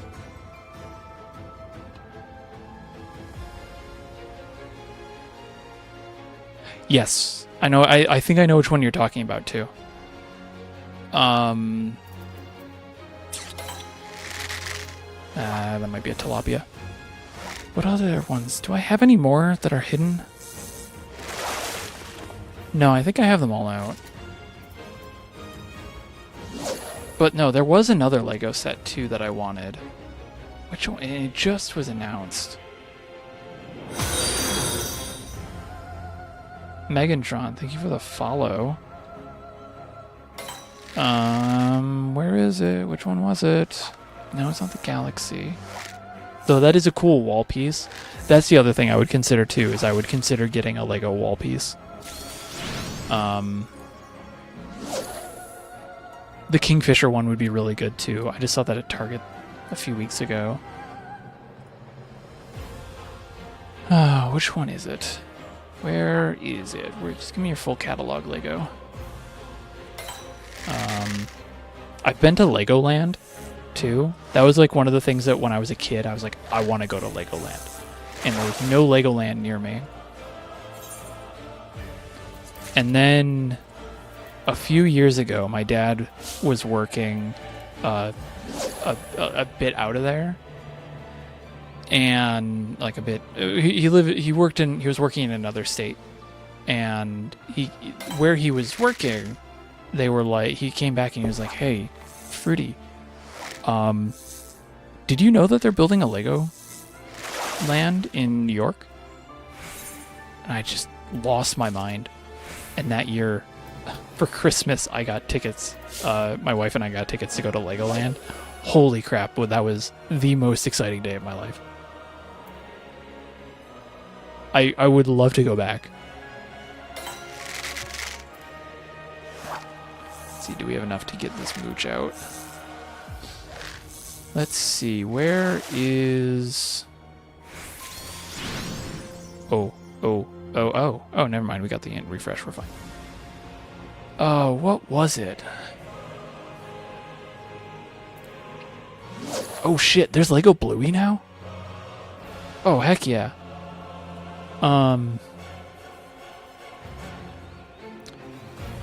Oh, there is Legoland LA.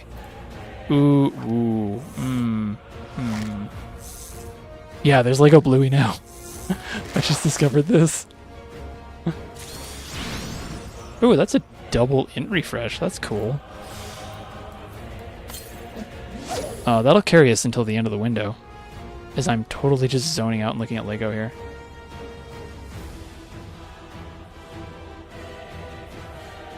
Yeah, no, here. They have the Lego Bluey stuff too. Oh, Walliard, congratulations. No, I don't need to. Don't catch that, Fruity. I'm being distracted by Lego. This is how you make fishing harder for me, is you just start me on Lego. Oh, no. The aquarium we'll be doing the aquarium. Amelia, yeah, so I did see the Lego aquarium set. And I'm going to say something potentially very controversial. I kind of don't like it. I don't actually like the Lego aquarium all that much. I think it's a really cool set. I really like what they've done with it, and I think it is a good set. This is a very personal thing, like a personal preference. I think that it just doesn't look right. Something about it just isn't looking very good, and it just doesn't click with me. Now, I have only seen pictures of it. I haven't actually seen it in person. I don't know if they have like a display of it at like my local Target. But all right, well, we got Hephathesaurus bite, so that's good. But I'm not a fan of how it looks because it just, I don't know, the fish look okay. Yeah, Tropical Aquarium. So here's the thing. The Tropical Aquarium, for those who don't know, here's the link to it. I'm not affiliated with Lego in any way, shape, or form, but if they wanted to sponsor me for anything, I will do whatever they want in a heartbeat. It is a 20-gallon tank. The thing I don't like about it is with aquariums, you have some sort of depth due to the water, and you don't get that sense. It's very flat to me, despite being so 3D looking. And I don't like how the plants, like I don't like the background very much. I don't like how the fish look. I think the clownfish is okay. I think the butterfly is the butterfly's okay. The clownfish is kind of weird, and the other one down the bottom's weird. I feel like the plant life isn't my personal favorite. I think they did corals okay, but with how well they've been doing with the botanicals, they probably could have done freshwater, and I think it would have looked a whole lot better instead of going saltwater. I think that's my main complaint, is that they tried doing saltwater with the reefs, doesn't look good with Lego, and so then they should have just done freshwater instead. And I think they probably could have made that look even nicer.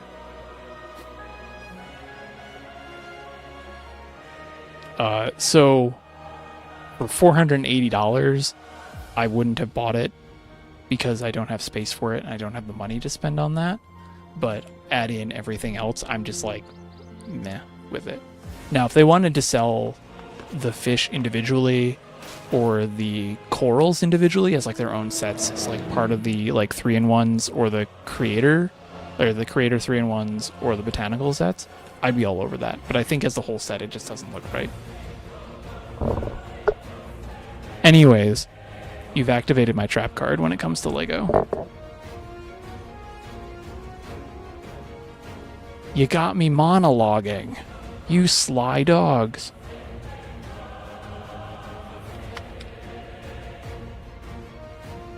Do I have Inkfish yet?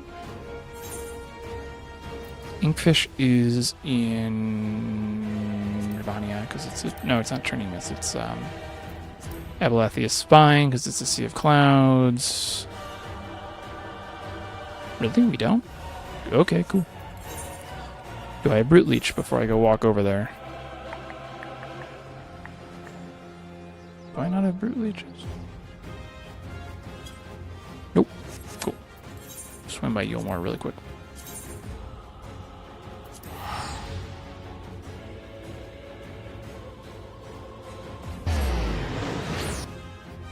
But, oh yeah, no, I think that's the other thing too. I wish it had some form of fake glass. I think that would probably actually make it look a whole lot better too.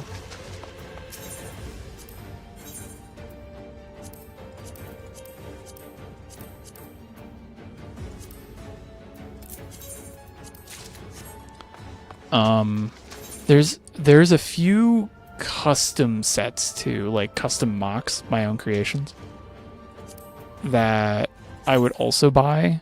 You can buy on the Bricklink.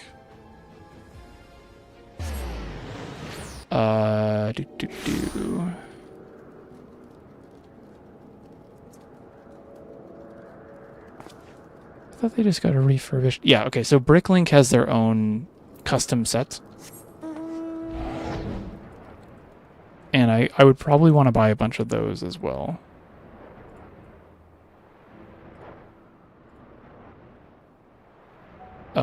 Which I would have to go find.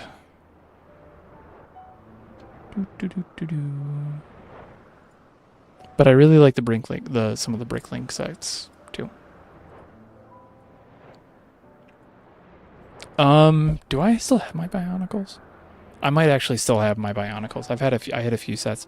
I don't know if you remember the Lego Knights, who I think came out after the Bionicles.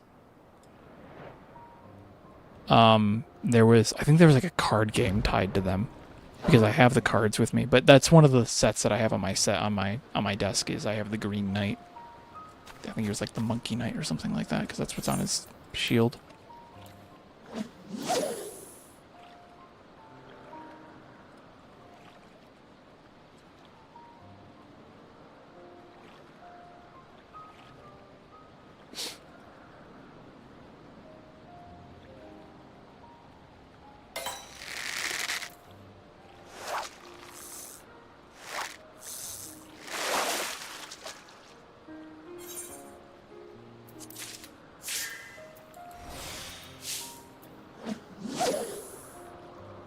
Vorcian Saran. Are we looking at a ambitious Lurfish? Yes, we are.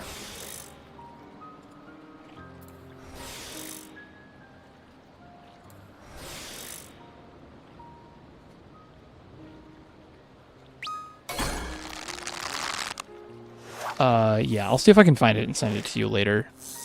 Because I don't want to dig for that now, because that's an old set. But I have those.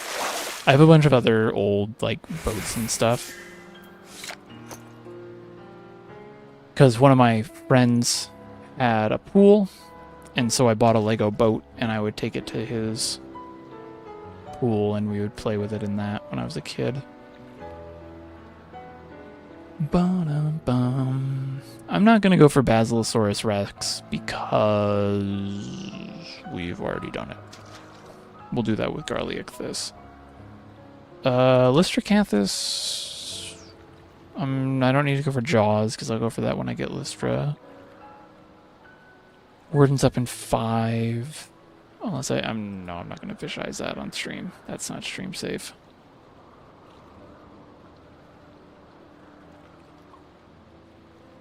Lancet in 2. Yay. Vidyutvat in an hour. Words of Wand in an hour. Dark Knight 15. What do we got that's coming up?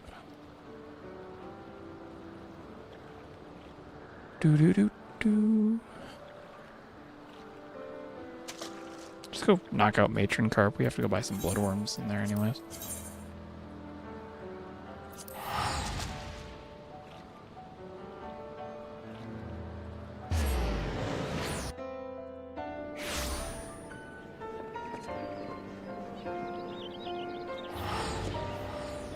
Bobgoblin, the Bobgoblin Bass tweet. Twitter has hit this point where it doesn't tell me certain comment notifications are coming through because it's just getting so much activity. And I just missed one of them. Someone was like, oh yeah, Bobgoblin Bass is down for 38 days. And they're like, Eorzean days, right? Right? Like, no. Oh, that'd be another fun meme. That would be the Star Wars meme. I'll have to make that one. Or someone can steal that from me. I don't care.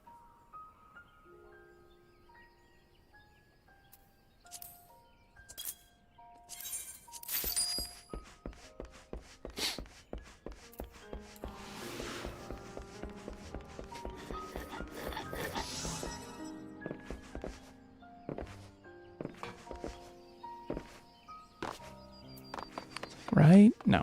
No. You sweet summer child.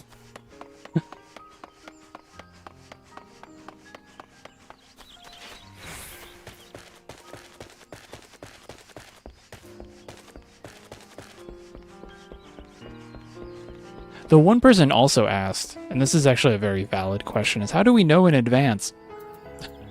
How do we actually... Oh, crap. How do we actually know that these fish are going to be down for so long? And that is because weather is predictable. We're able to predict what the weather's going to be for like years and years and years and years and years. Hello, Ayabu. But because of this prediction, that's how we know that the longest downtime period for a fish that we know of, that we've kind of looked at. Matron card. Let me just confirm something here before I cast back out. Gudgeon. I don't want a gudgeon. Okay. One of the things that we can know is we can predict the weather very, very, very far out. And so because of that, we can know things like in the year of our Lord 2152. Oh. Okay. We know that in the year 2152, Cinder Surprise is going to go on a 49-day downtime. So everyone, please prepare for that. If you want to cancel your sub for a little while and not miss any important fish windows, please wait until 2152.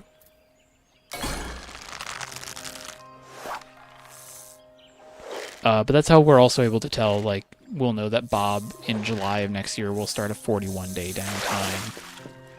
I think Ruby has another long one coming up in the next couple of years. I have to look again.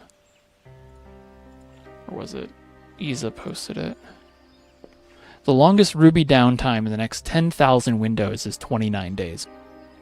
It'll be between July 14th and August 12th of the ripe old year of 2081. The longest Cinder downtime is going to be 49 days from March 30th to May 18th in 2152.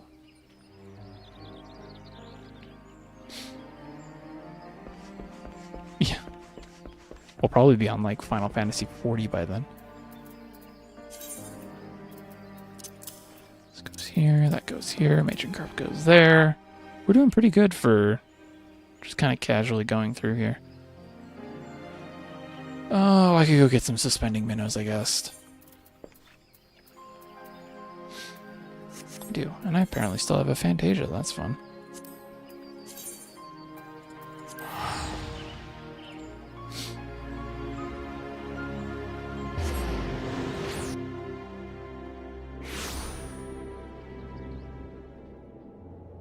So that's how we're able to predict those things, and that's how we all like Kirby's tracker works, is because we're able to actually predict weather.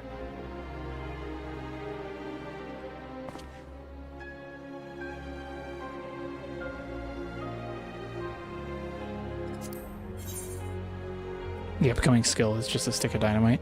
Well, that's just electric current for spearfishing. Spending minnows on 70. Nope, it's on 60.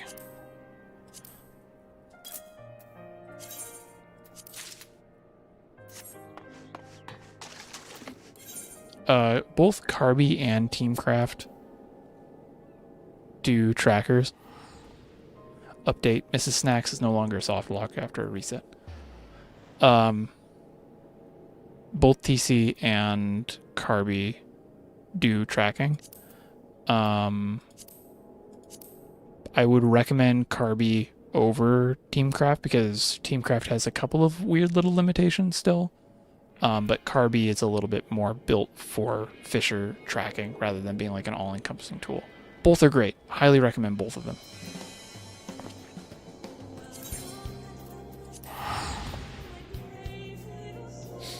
Ooh, is this gonna get me? Is this a primals?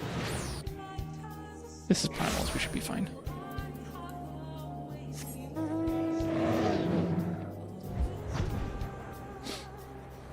A friend of mine thinks you're cool.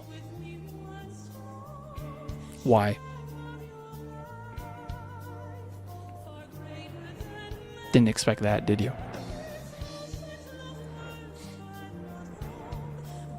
No, them.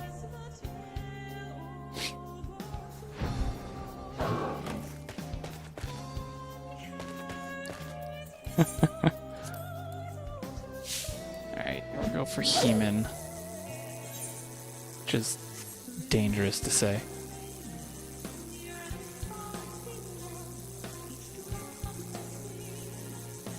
I'm going to skim this because I don't know if it's going to give me a copyright.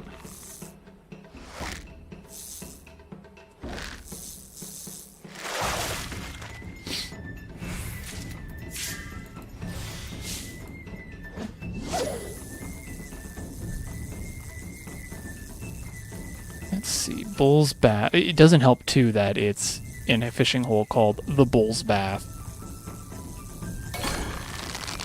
Okay, fine, you can just bite before I need to figure out if I need to use the lure or not. That was quick. That's probably one of the quickest bites from this guy that I've ever had. Okay. Shoot. Do I have did I actually pick up Spinner? I did eventually pick up Spinner. Yes, okay. We're gonna go do Taroma fish here. Bronze Lake. In Oakwood. It's in the Oakwood.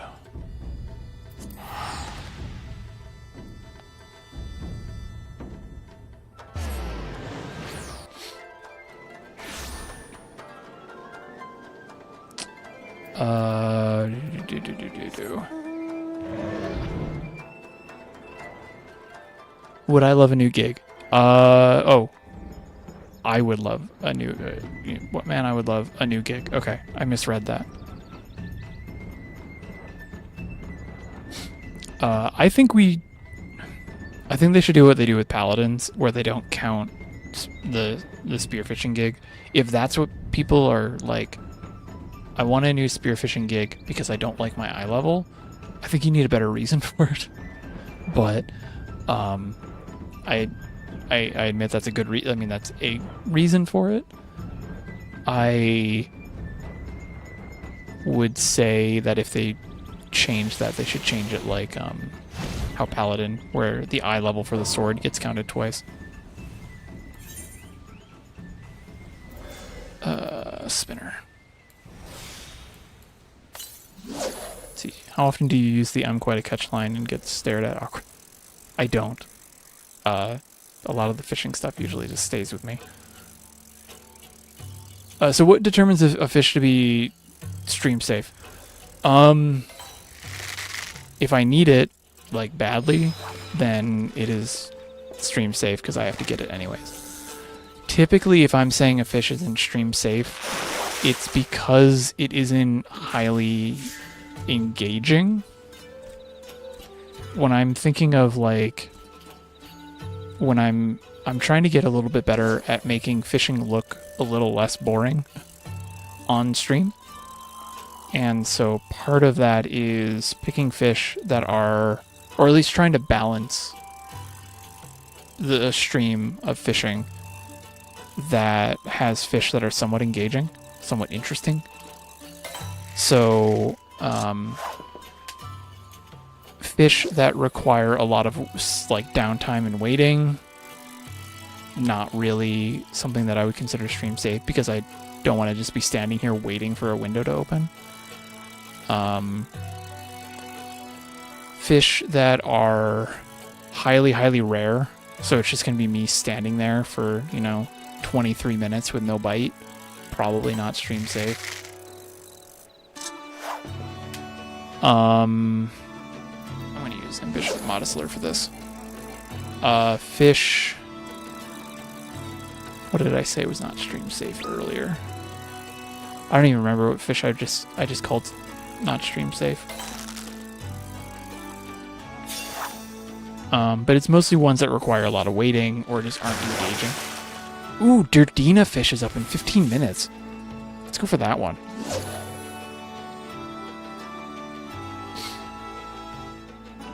Yeah, so Warden would not do that.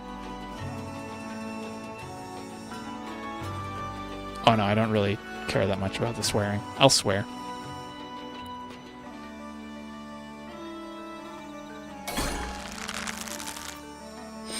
This does not necessarily mean it's Taroma fish. It could be the other one. Coral fish. And actually, based on the bite time, it probably is. Yeah.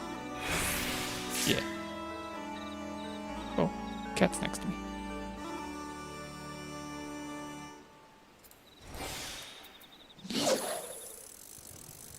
So yeah, basically fish that requires whale jail. I would consider trying to one window whale like I did earlier. That would be stream safe.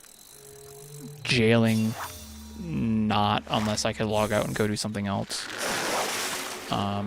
Warden of the Seven Hues, which is mostly just a lot of waiting around, would not be stream safe. Fish that would require, that I would typically just do a lot of prep for. I think Cinder Surprise I could consider not stream safe because it would mostly just be, I'd have to show up so early and the prep is so unpredictable that I could be waiting and just standing around for 10-15 minutes, and that's not great for you guys to watch. And so this could be Taroma fish. So that's what it is. So I'm trying to be cognizant of fish that are, interesting to watch, interesting to talk about, fish that people might want to ask about, those types of things. All right, let's quickly go for shark tuna. That's plump worm. Where's my spoon worm? And then we'll go do Durdina. We'll just do a 10-minute prep on Durdina.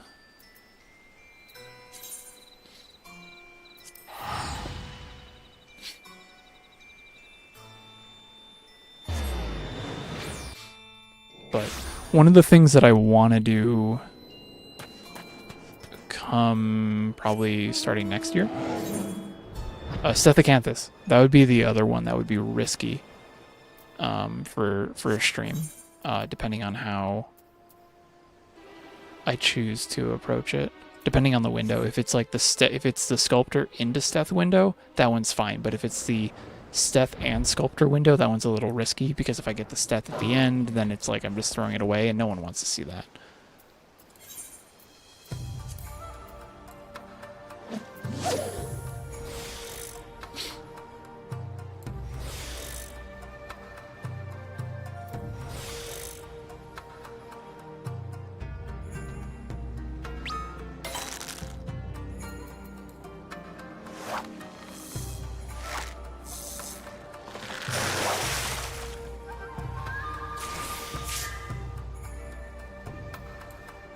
Alright, so shark tuna is interesting.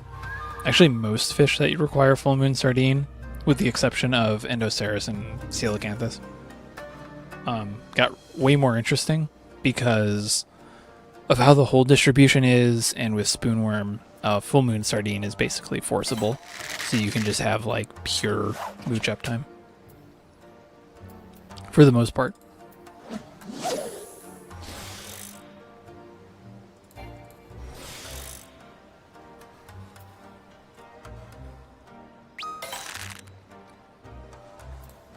Also, I think the reason I said Warden, now that I'm looking at the schedule again, the reason I think Warden this time around wouldn't have been stream safe is because I'd have to use Fish Eyes, and that's very slow. My mic keeps falling. There we go.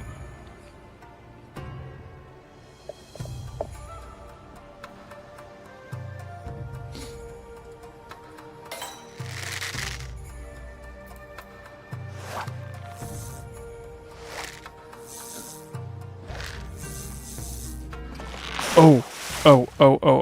I was just reminded on Twitter that there's a house that I want to see.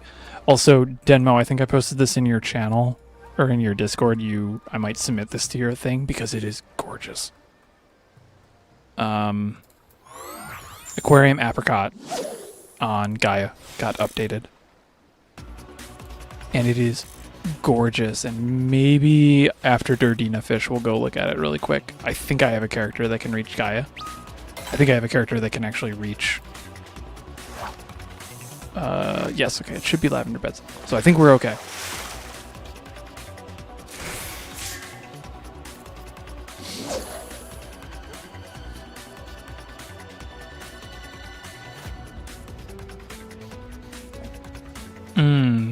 Maybe I'll save that for you. I don't know.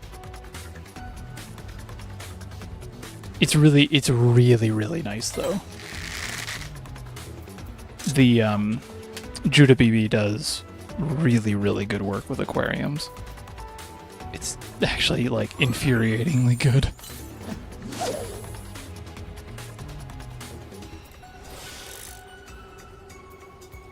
Alright, we got a minute left on Shark Tuna, which means we have 10 until Durdina. So we'll go do Durdina after this.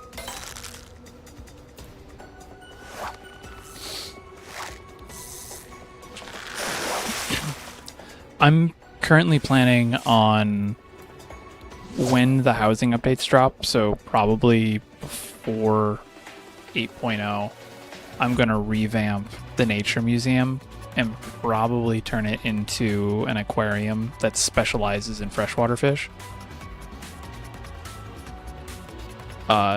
Partially inspired by the freshwater aquarium that someone did, I think on Unicorn?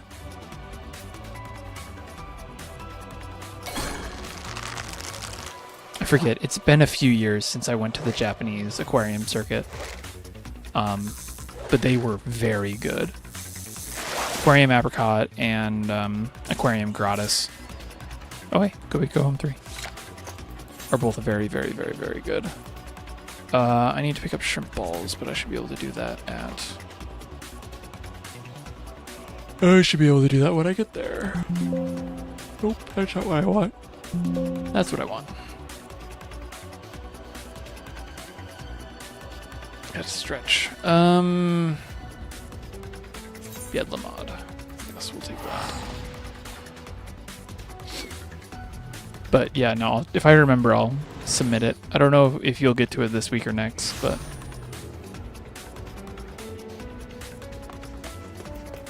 highly recommend.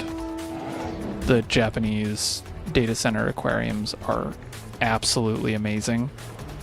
They put all of North America and Europe to shame. They put the Eorzean aquarium to shame in some cases.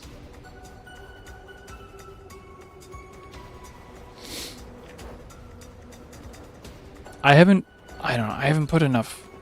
There's a bit of, there's obviously a bit of a language barrier, but I was talking a little bit back in the day to the owner of Aquarium Gratis a little bit. And I think Judah BB's been in this thing for a little bit.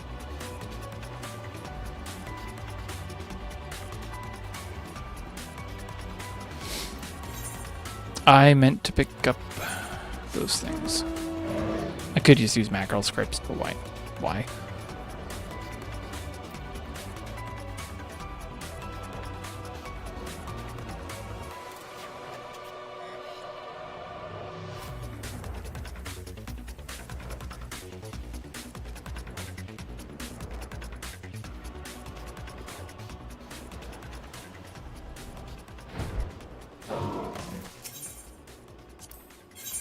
Shrimp balls.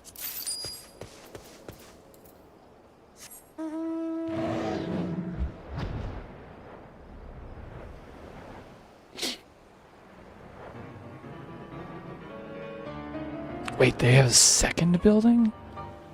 Hold on, there's 2 aquarium apricots? The hell?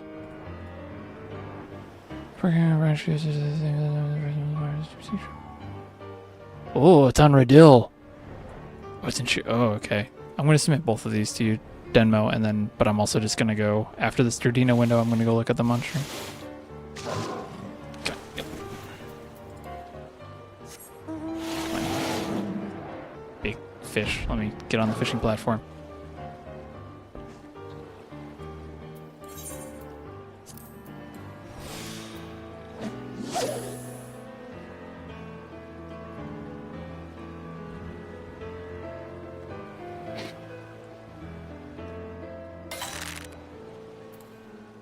You may have been to the second branch because it looks like it was in 2024. But this new one that they were saying on Twitter is for sure new.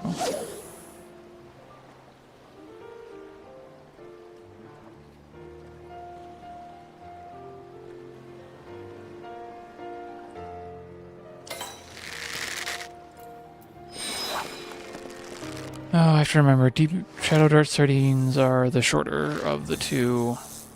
Okay.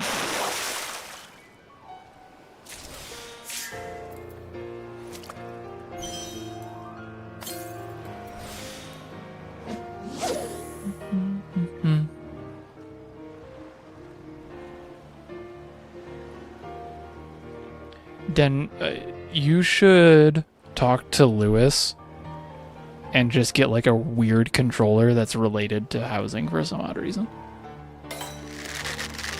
Thank you, Martin. Oh.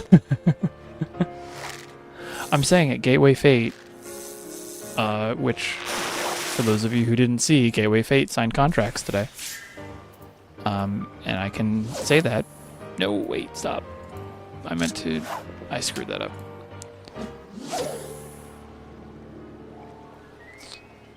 Yeah, Gateway Fate 3.0. I don't know. I can't tell you the dates because that's not for me to announce. I can't really give much information, but they did say that the contracts were getting signed, or were implying that the contracts were getting signed. I should say. I shouldn't be saying that it is because they didn't actually say that. They implied it. That paperwork was signed, and we'll have info soon.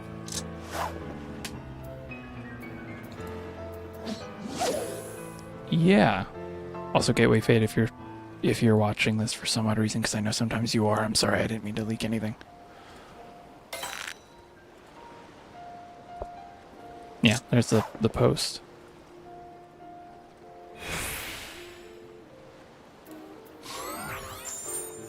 Whatever. We got 3 minutes till Durdina. A fun fact about this fish was in Endwalker. It was the exact same size range as Paxa fish, which it is the big fish version of. And it was the same size, like the exact same size, which was a bug, because they changed it at the start of Dawntrail and made it so that it was larger. So for a very brief moment, if you hadn't started Dawntrail, but you caught a Durdina fish, it would have been a coastal record.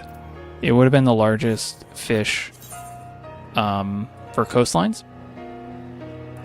But with the addition of Dawntrail in High Tide Harbor and I think Camp 4 Yards, specifically Camp 4 Yards, Cabin Permit, and then in Zitibenyek, Soli, it's the cenote that's underground, Chain Shark. Both of those ended up becoming the record size for coastline. So Durdina fish could have been a record size coastline fish, but a bug prevented it from being so. And that was actually one of the big bugs. I think it was, oh gosh, what were the fish that did that? Durdina fish,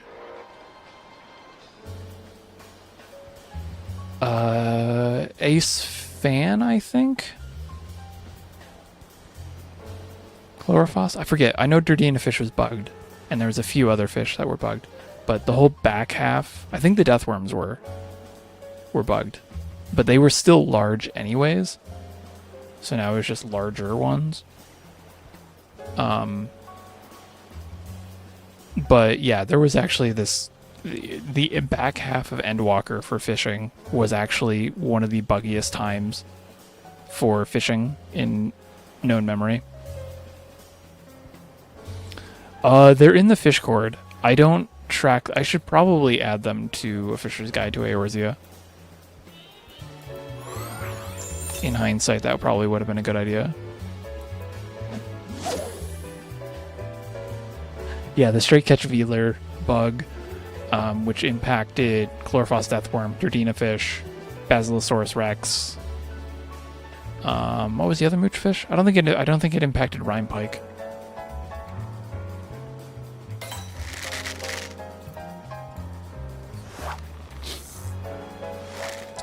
There was a bug where you could fish into a wall in Limsa, and I would just always joke that I was catching a walleye. Oh, that's right. Yeah, that's right. It was specifically patch 5.4 or 6.4. What are we in?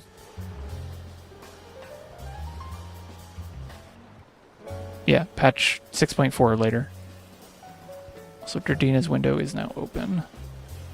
So it would have impacted Basilosaurus rex.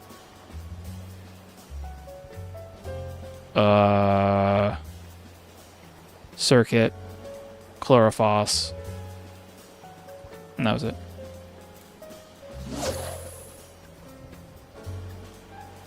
Because it was 6.4 and 6.5, or was it 6.3 and 6.4?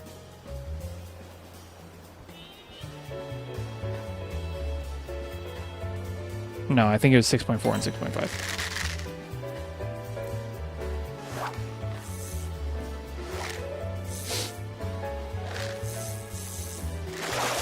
Yep, January 19th of 2019, or something like that, was the King of the Spring bug that would crash servers.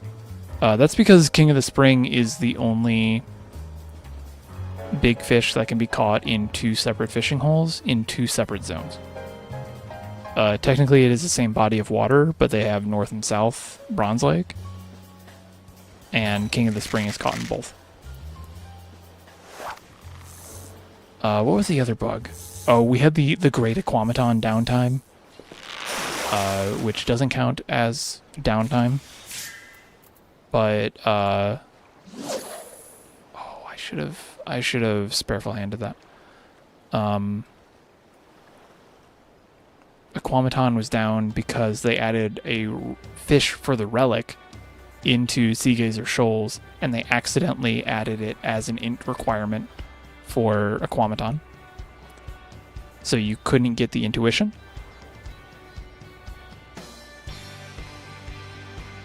So yeah, we had the Veeler incident, we had the Aquamaton incident, we had the Durdina fish is about to bite incident. First window, by the way. I think it is. Have I been here before? Yeah. First window. We got a few more. I want to see what else we can get.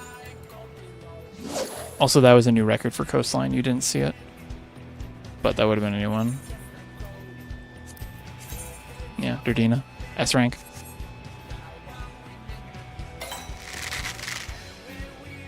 Oh, that's right. Because we also had the book incident. Somebody found, in Japan, they published a guide for gatherers and crafters, but it was in Japanese. And so none of North America had it. It wasn't well publicized, is my understanding.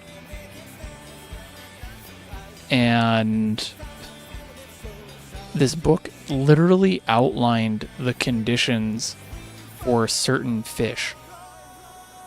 And there was some conditions that we didn't know.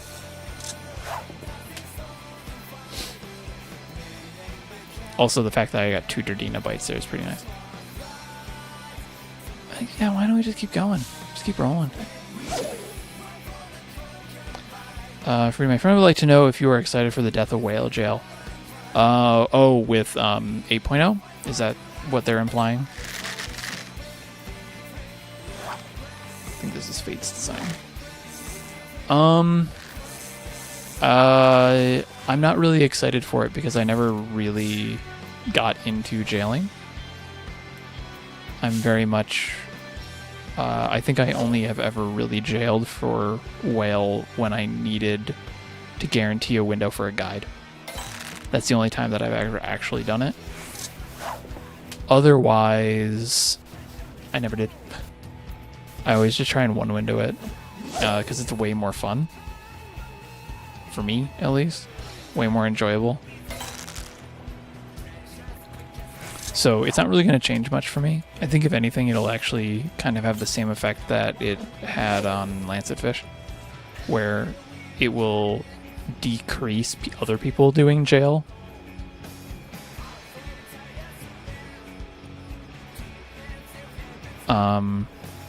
And make it feel less mandatory. I'm also the type of person who will look at Lancetfish jail, Garliacthus, and Sidereal Whale. Oop. And I'll pretty much say you don't need to actually really jail for all those fish. Lancetfish, maybe an hour ahead of time. This is before Fish Eyes affected Moratecta.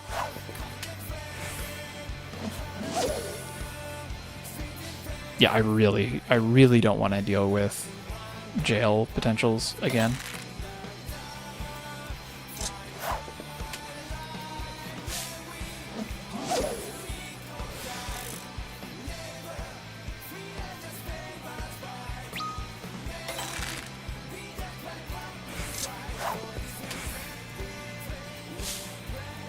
I can mark Durdina fish off though, that I can do on my thing while this is going.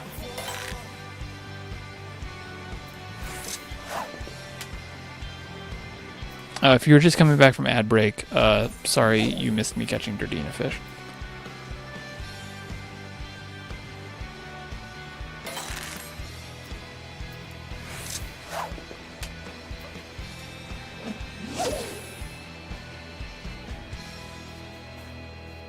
There was time during whales, like initial maiden voyages, so to speak, where the mods were seriously considering putting fishing discussion and fishing help and probably general into slow mode, because it was just so frustrating to deal with as a moderator. I think we had so many rule 4. I can't remember what the rule is, what number it is. One of them. What's our fish? Rule 5. We had so many, like, basically Rule 5 breaks during that. It was a pain in the ass.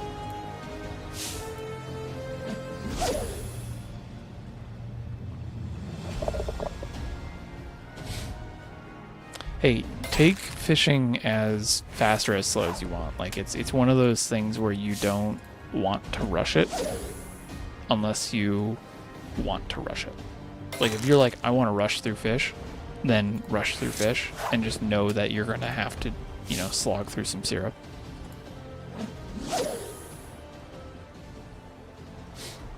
Also, Bruni, I am so sorry you got 3 COD ads in a row, but going from 3 Call of Duty ads to a cream cheese ad is a hell of a turning point.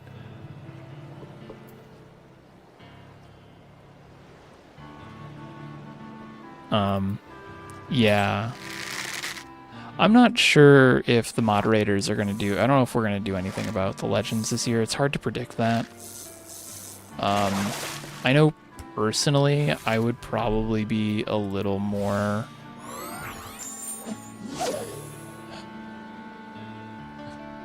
I don't want to say strict, but I would probably be a little bit more aggressive towards combating Rule 5 if we get another whale-like incident.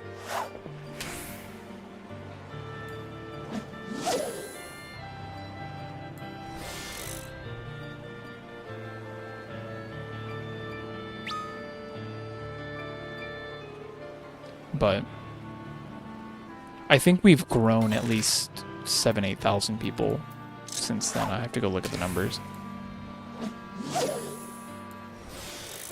But I think Discord, I think the fish court's at like 35k now, 36k.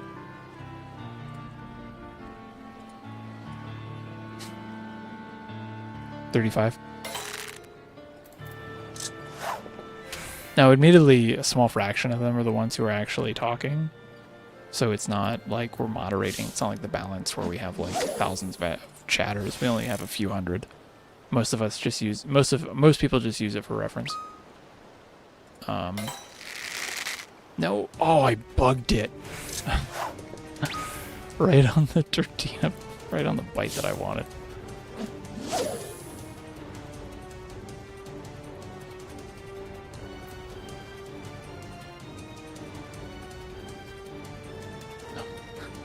Japan's waking up because all the Japanese players are now... Oh, maybe that could have been... No, that would have been Pat's of Fish. All the Japanese players are now retweeting the Bob Goblin thing on Twitter.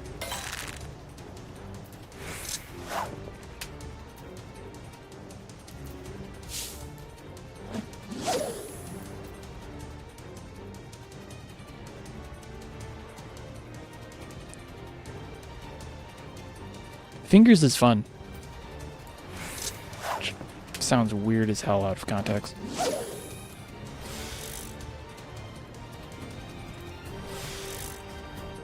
I guess in theory I can use Ambitious Art here.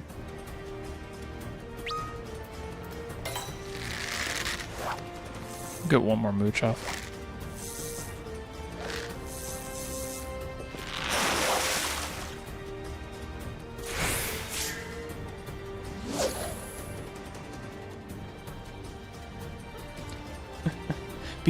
Beef with fingers sounds like something that Disney would be having at like one of their Halloween party meals, and it's like a themed restaurant.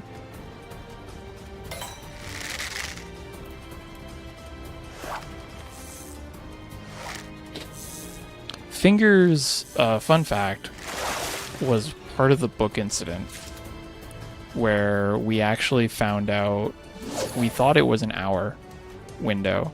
It turned out to be the first 30-minute window, and we didn't notice that until afterwards. So this reminds me, Sin. Nope. Okay. The other one too that's starting to come up that I think people know, but it's just not updated on the guides yet, is Sin Steeped. Sin Steeped is probably 2230 to 2330, not 22 to 24.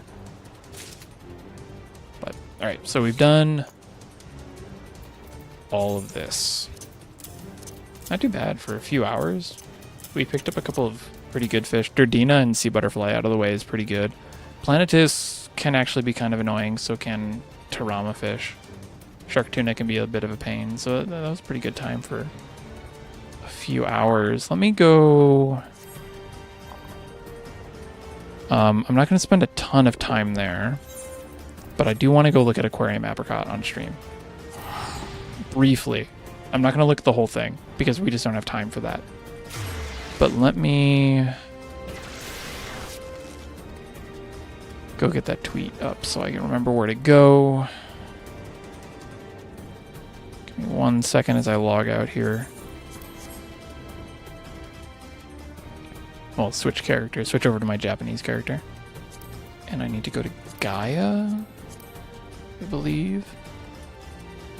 Jutabibi, where is it? Gaia Ultima, okay.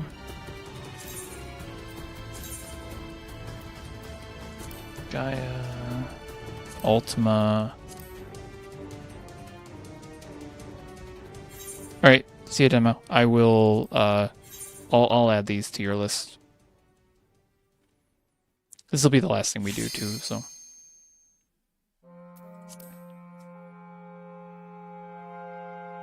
We had a thunderstorm last week and it was kind of weird.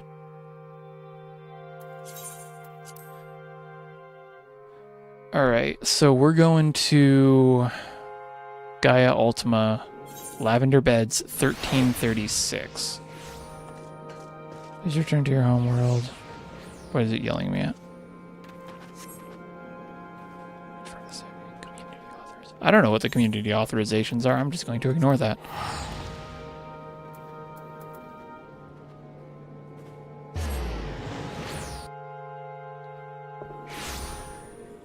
Do I have... I do. Where is this? 1336. Is this it? Yeah, that's it. Okay, cool.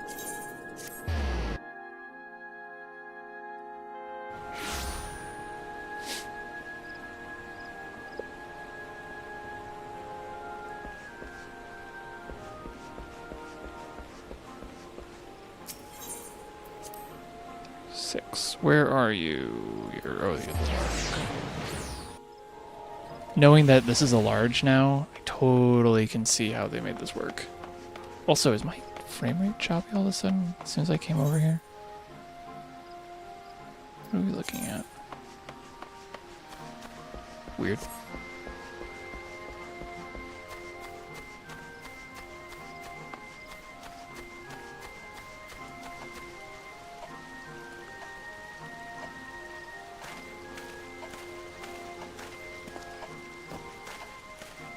I like these yards.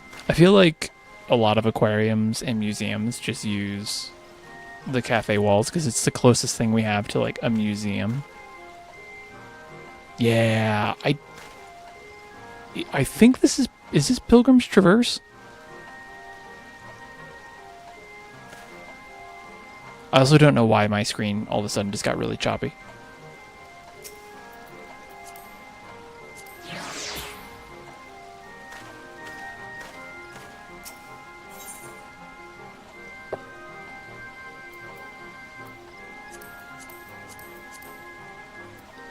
I will read the tweet.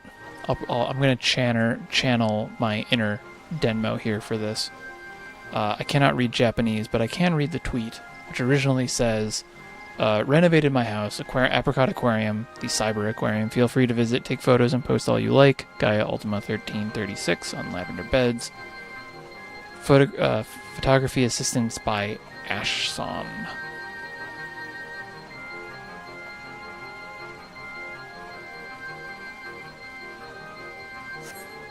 So I've been to Aquarium Apricot before.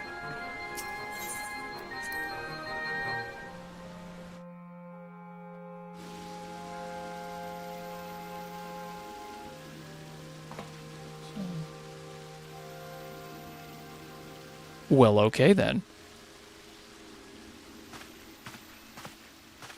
Go to first person, I guess. We'll turn that off. Sorry, I guess I'm spoiling this for Denmo's stream later. But I love the use of these archways here. Where's mine? There it is. Yeah. Like, that's such a creative way of doing that. This isn't a large, too, so I'm guessing that this is, like, all spent on this, but... We got the Aether Electric Guitarfish, Aquamaton, Blue Crown, Ondo Sai. It's a nice layout for the aquarium. I like how they just cut off the top, too. You don't see that a lot with aquariums. It's hard to frame some of these. They used a wooden aquarium, which is good for lighting, but you can't dye it anything, so I can see why they might have cut some of this stuff off. Coral Manta, hello, our friend. Same deal. Yeah, the use of the marble is really nice. It's a good contrast with the background. This is a metal tank too. I wonder if they that's what they had the fish in. I can't wait for these guys to get the graphical update.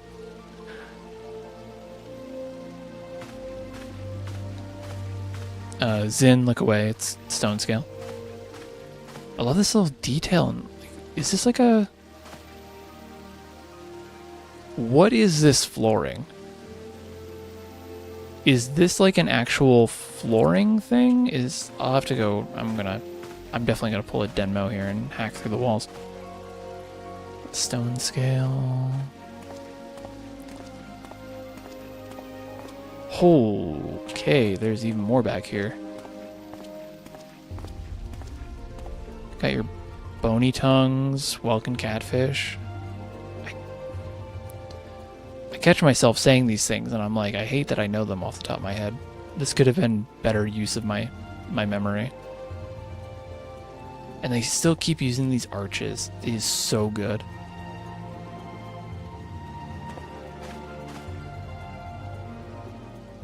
That's not Ampus Handmade. Is it Ampus Handmade? It is Ampus Handmade. Okay. Golden Pipra for Kakata. Really like this.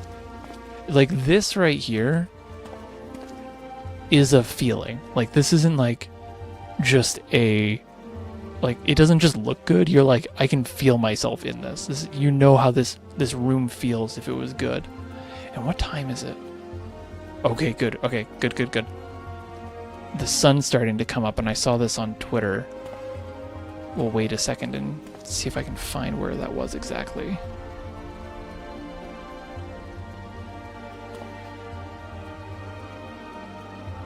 Approximately 7.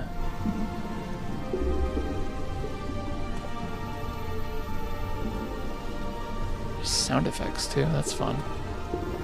Discus, Marble Oscar, Elder Granami, Archerfish, Warden. What time is it? 7:13, okay. I don't know why this game is so choppy.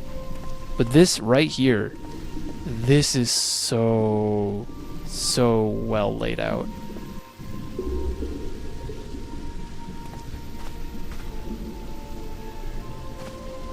Plus with the orb. So good.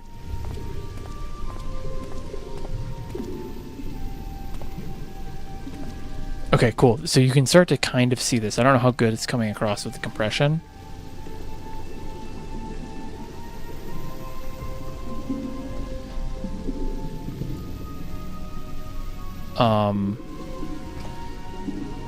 But they added, I saw this, that they added the mahogany aqueducts, which reflect caustics.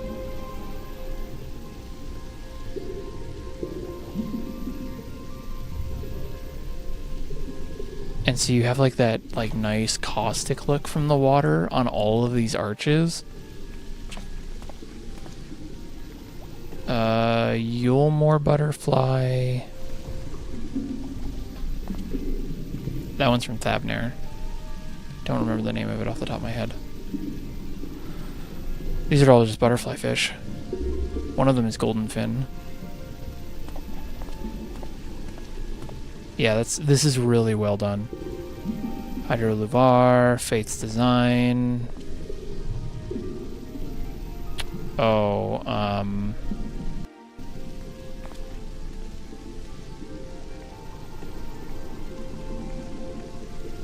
that's Shallow Sot. That's, shoot. That's caught in Scholar's Harbor, and I can't remember. Dogface Puffer, thank you. I was going to say Puppy Puffer, and I'm like, that's not right. But now I want it to be right. Vidute Vet Wrasse. So these are all Endwalker. Because I actually don't think that's Shallow Sot. I think that's Endwalker. That's Dawn Trail. This is not a theme. These are just butterfly fish. Okay.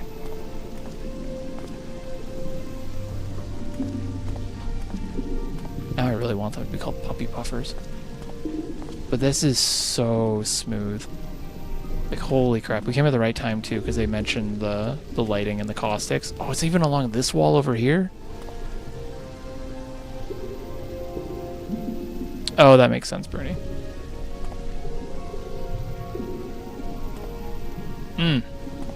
So good. Judah BB has done it again. And again, I'm sorry, I don't know why my screen is bugging out so much. Let me turn off my thing here. Sorry, Judah BB, if you're watching this in the future and can understand what I'm saying, I am so sorry for what I'm about to do. Let me through.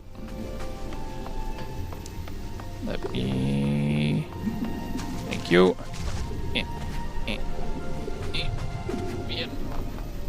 Nope. Not the right in. Mayhem Revelry. Thank you. Oh. Okay, so those are console tops. Then what is... Hold on.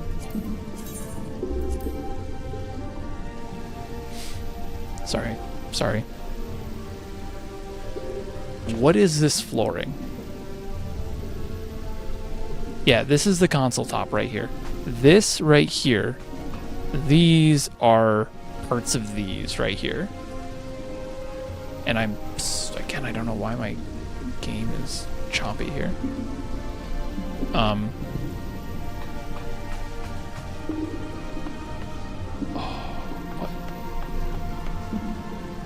This is just so smooth. And then you have the like double archway here. I think this is, I didn't see at the bottom, but I wouldn't be surprised if this is the spiral staircase.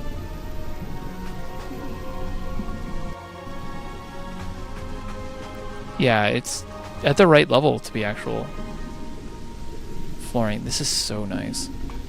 Plus their use of these, and they just completely changed these circular seating things into something else.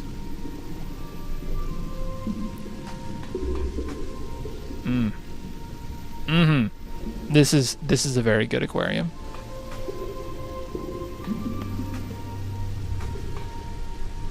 This is very good. Well done, GDBB. Do we have time? We have a let's see. Well, let me see where the other one was.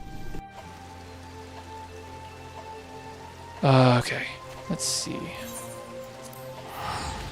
Oh, you know what it might be is ping. All right, let's go look at the apricot branch too.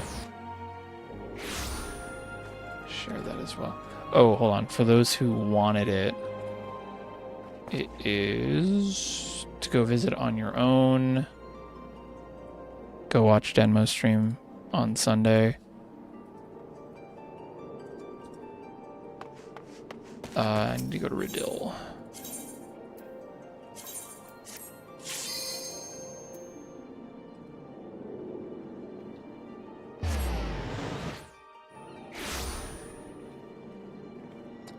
Shirogane.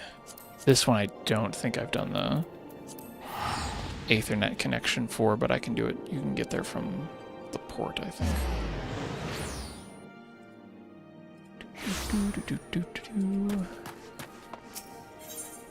I did. Cool. Oh, I bet you that's part of the level skip. It's an actual carpet. Okay. Thank you.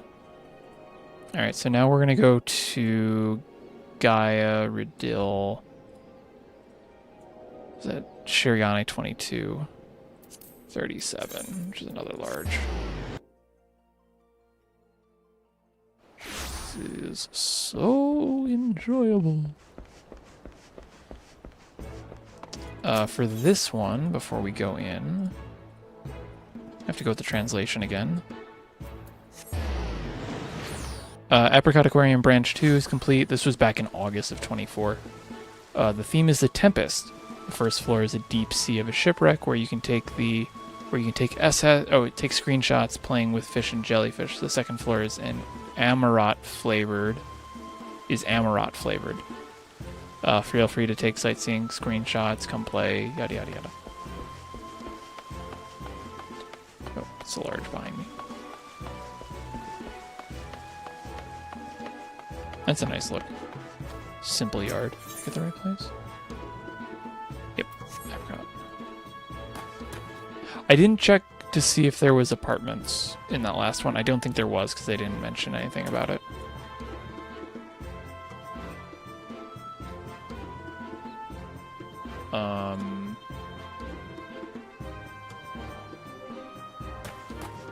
Okay. Yeah, this is the right place.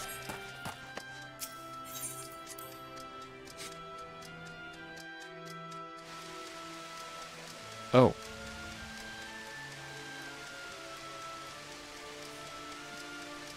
Okay then.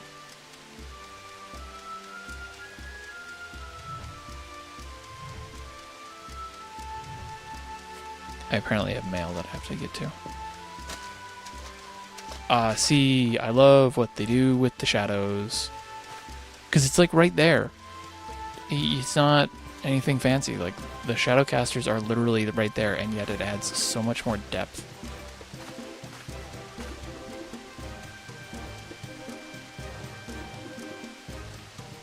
Sin Spitters, Angelfish, random goldfish. Actually, I think it's a brass fish. That might be brass fish.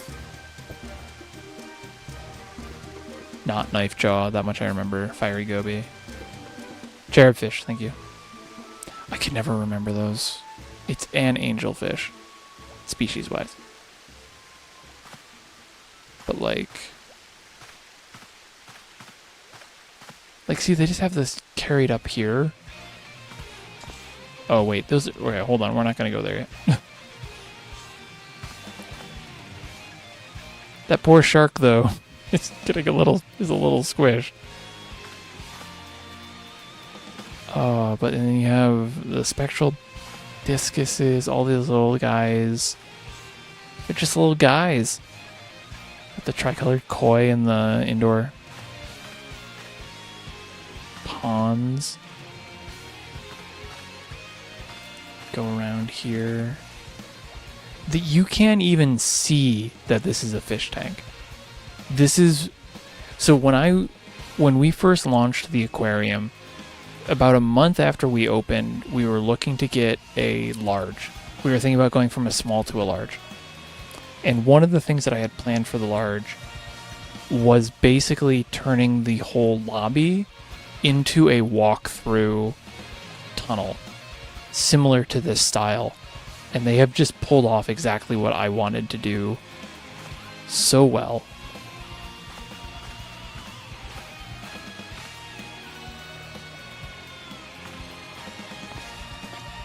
There are stairs. Roosterfish. Deep boar. Another fiery goby.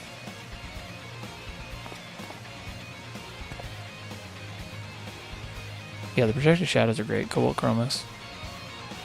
Oh, deep body boarfish. That's it. This one's split. No, there's more stairs. But the thing is, they've hidden these aquariums so well. You could not tell that there is a tier 4 aquarium right here. Like, you could look at this and be like, oh yeah, no, that just keeps going. This aquarium, excuse me, like, they all look very seamless together. Oh, they even have a cobalt chromis just floating around up there.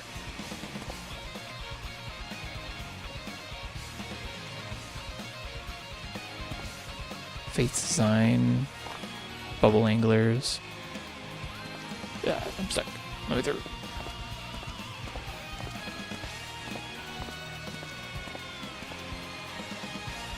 Megalodon. Oh.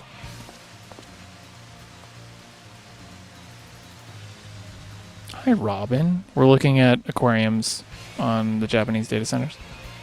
I'm assuming this is the only place that I should be looking at it from, yeah. So this is basically their Amarat. That's a really good way of doing that. Just using the back of the, oh, I think those are the flame lockers? Yeah, incorporating the chandelier into that too. It's really, really nice. This is good. No, I'm going to send this to Demo, and I hope that he really likes it. I think he will.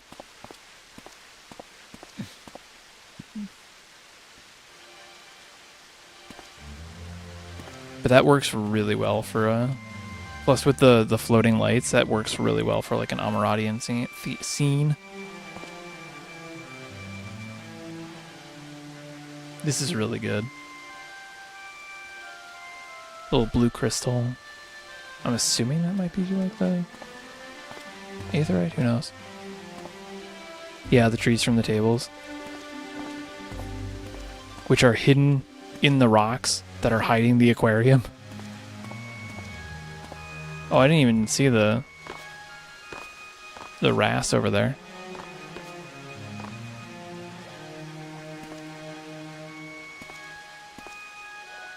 With the spectrals. Blue wrasse? Humphead wrasse? One of the two. It's based on a humphead wrasse. Yeah. This is great. Judah BB is an incredibly talented aquarium designer.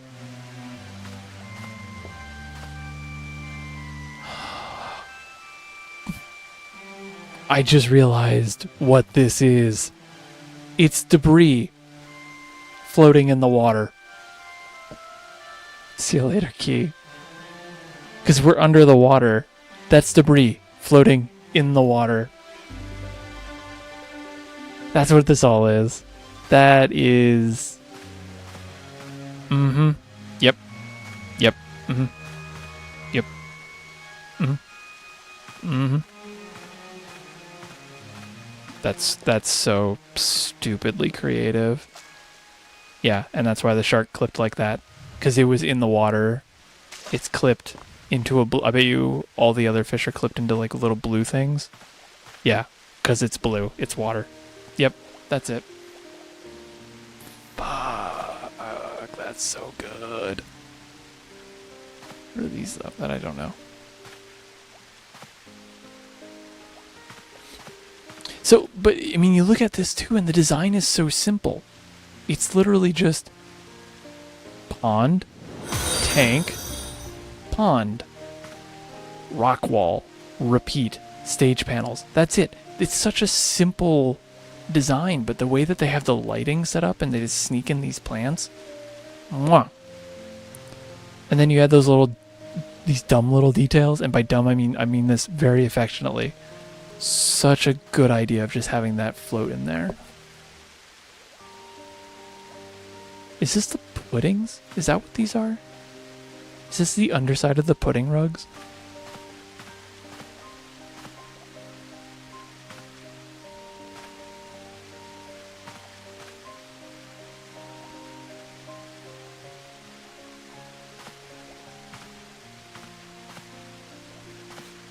That's the only thing that's round and has that sheen to it that I can think of.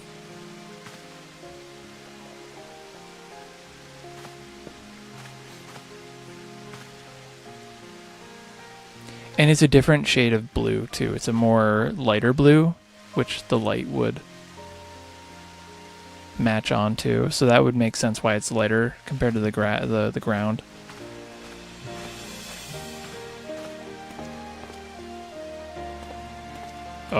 Yeah, this is... I might like this one better than the other one. Not gonna lie. I think this one, I like this one a whole lot. Not to say the other one's bad. These are both, like, S-tier aquariums.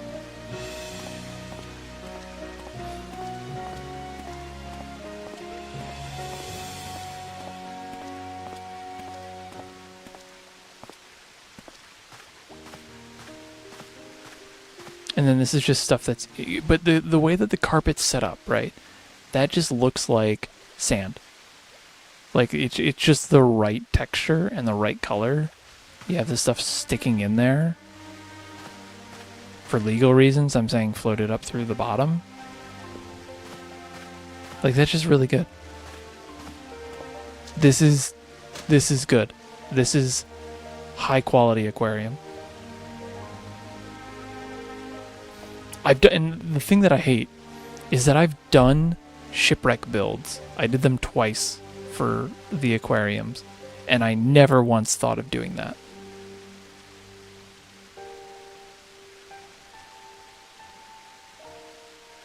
Like, this is so good. That is such a simple, and I hate that it's so good. Anyways, folks, it has been a wonderful evening with you all. But it's been a while, and I need to go to bed. So, I am going to end it on this absolutely wonderful wonderful build. For those who don't know me, my name is Fruity Snacks. I am a fisherman here on Final Fantasy XIV, if that wasn't obvious already. And you can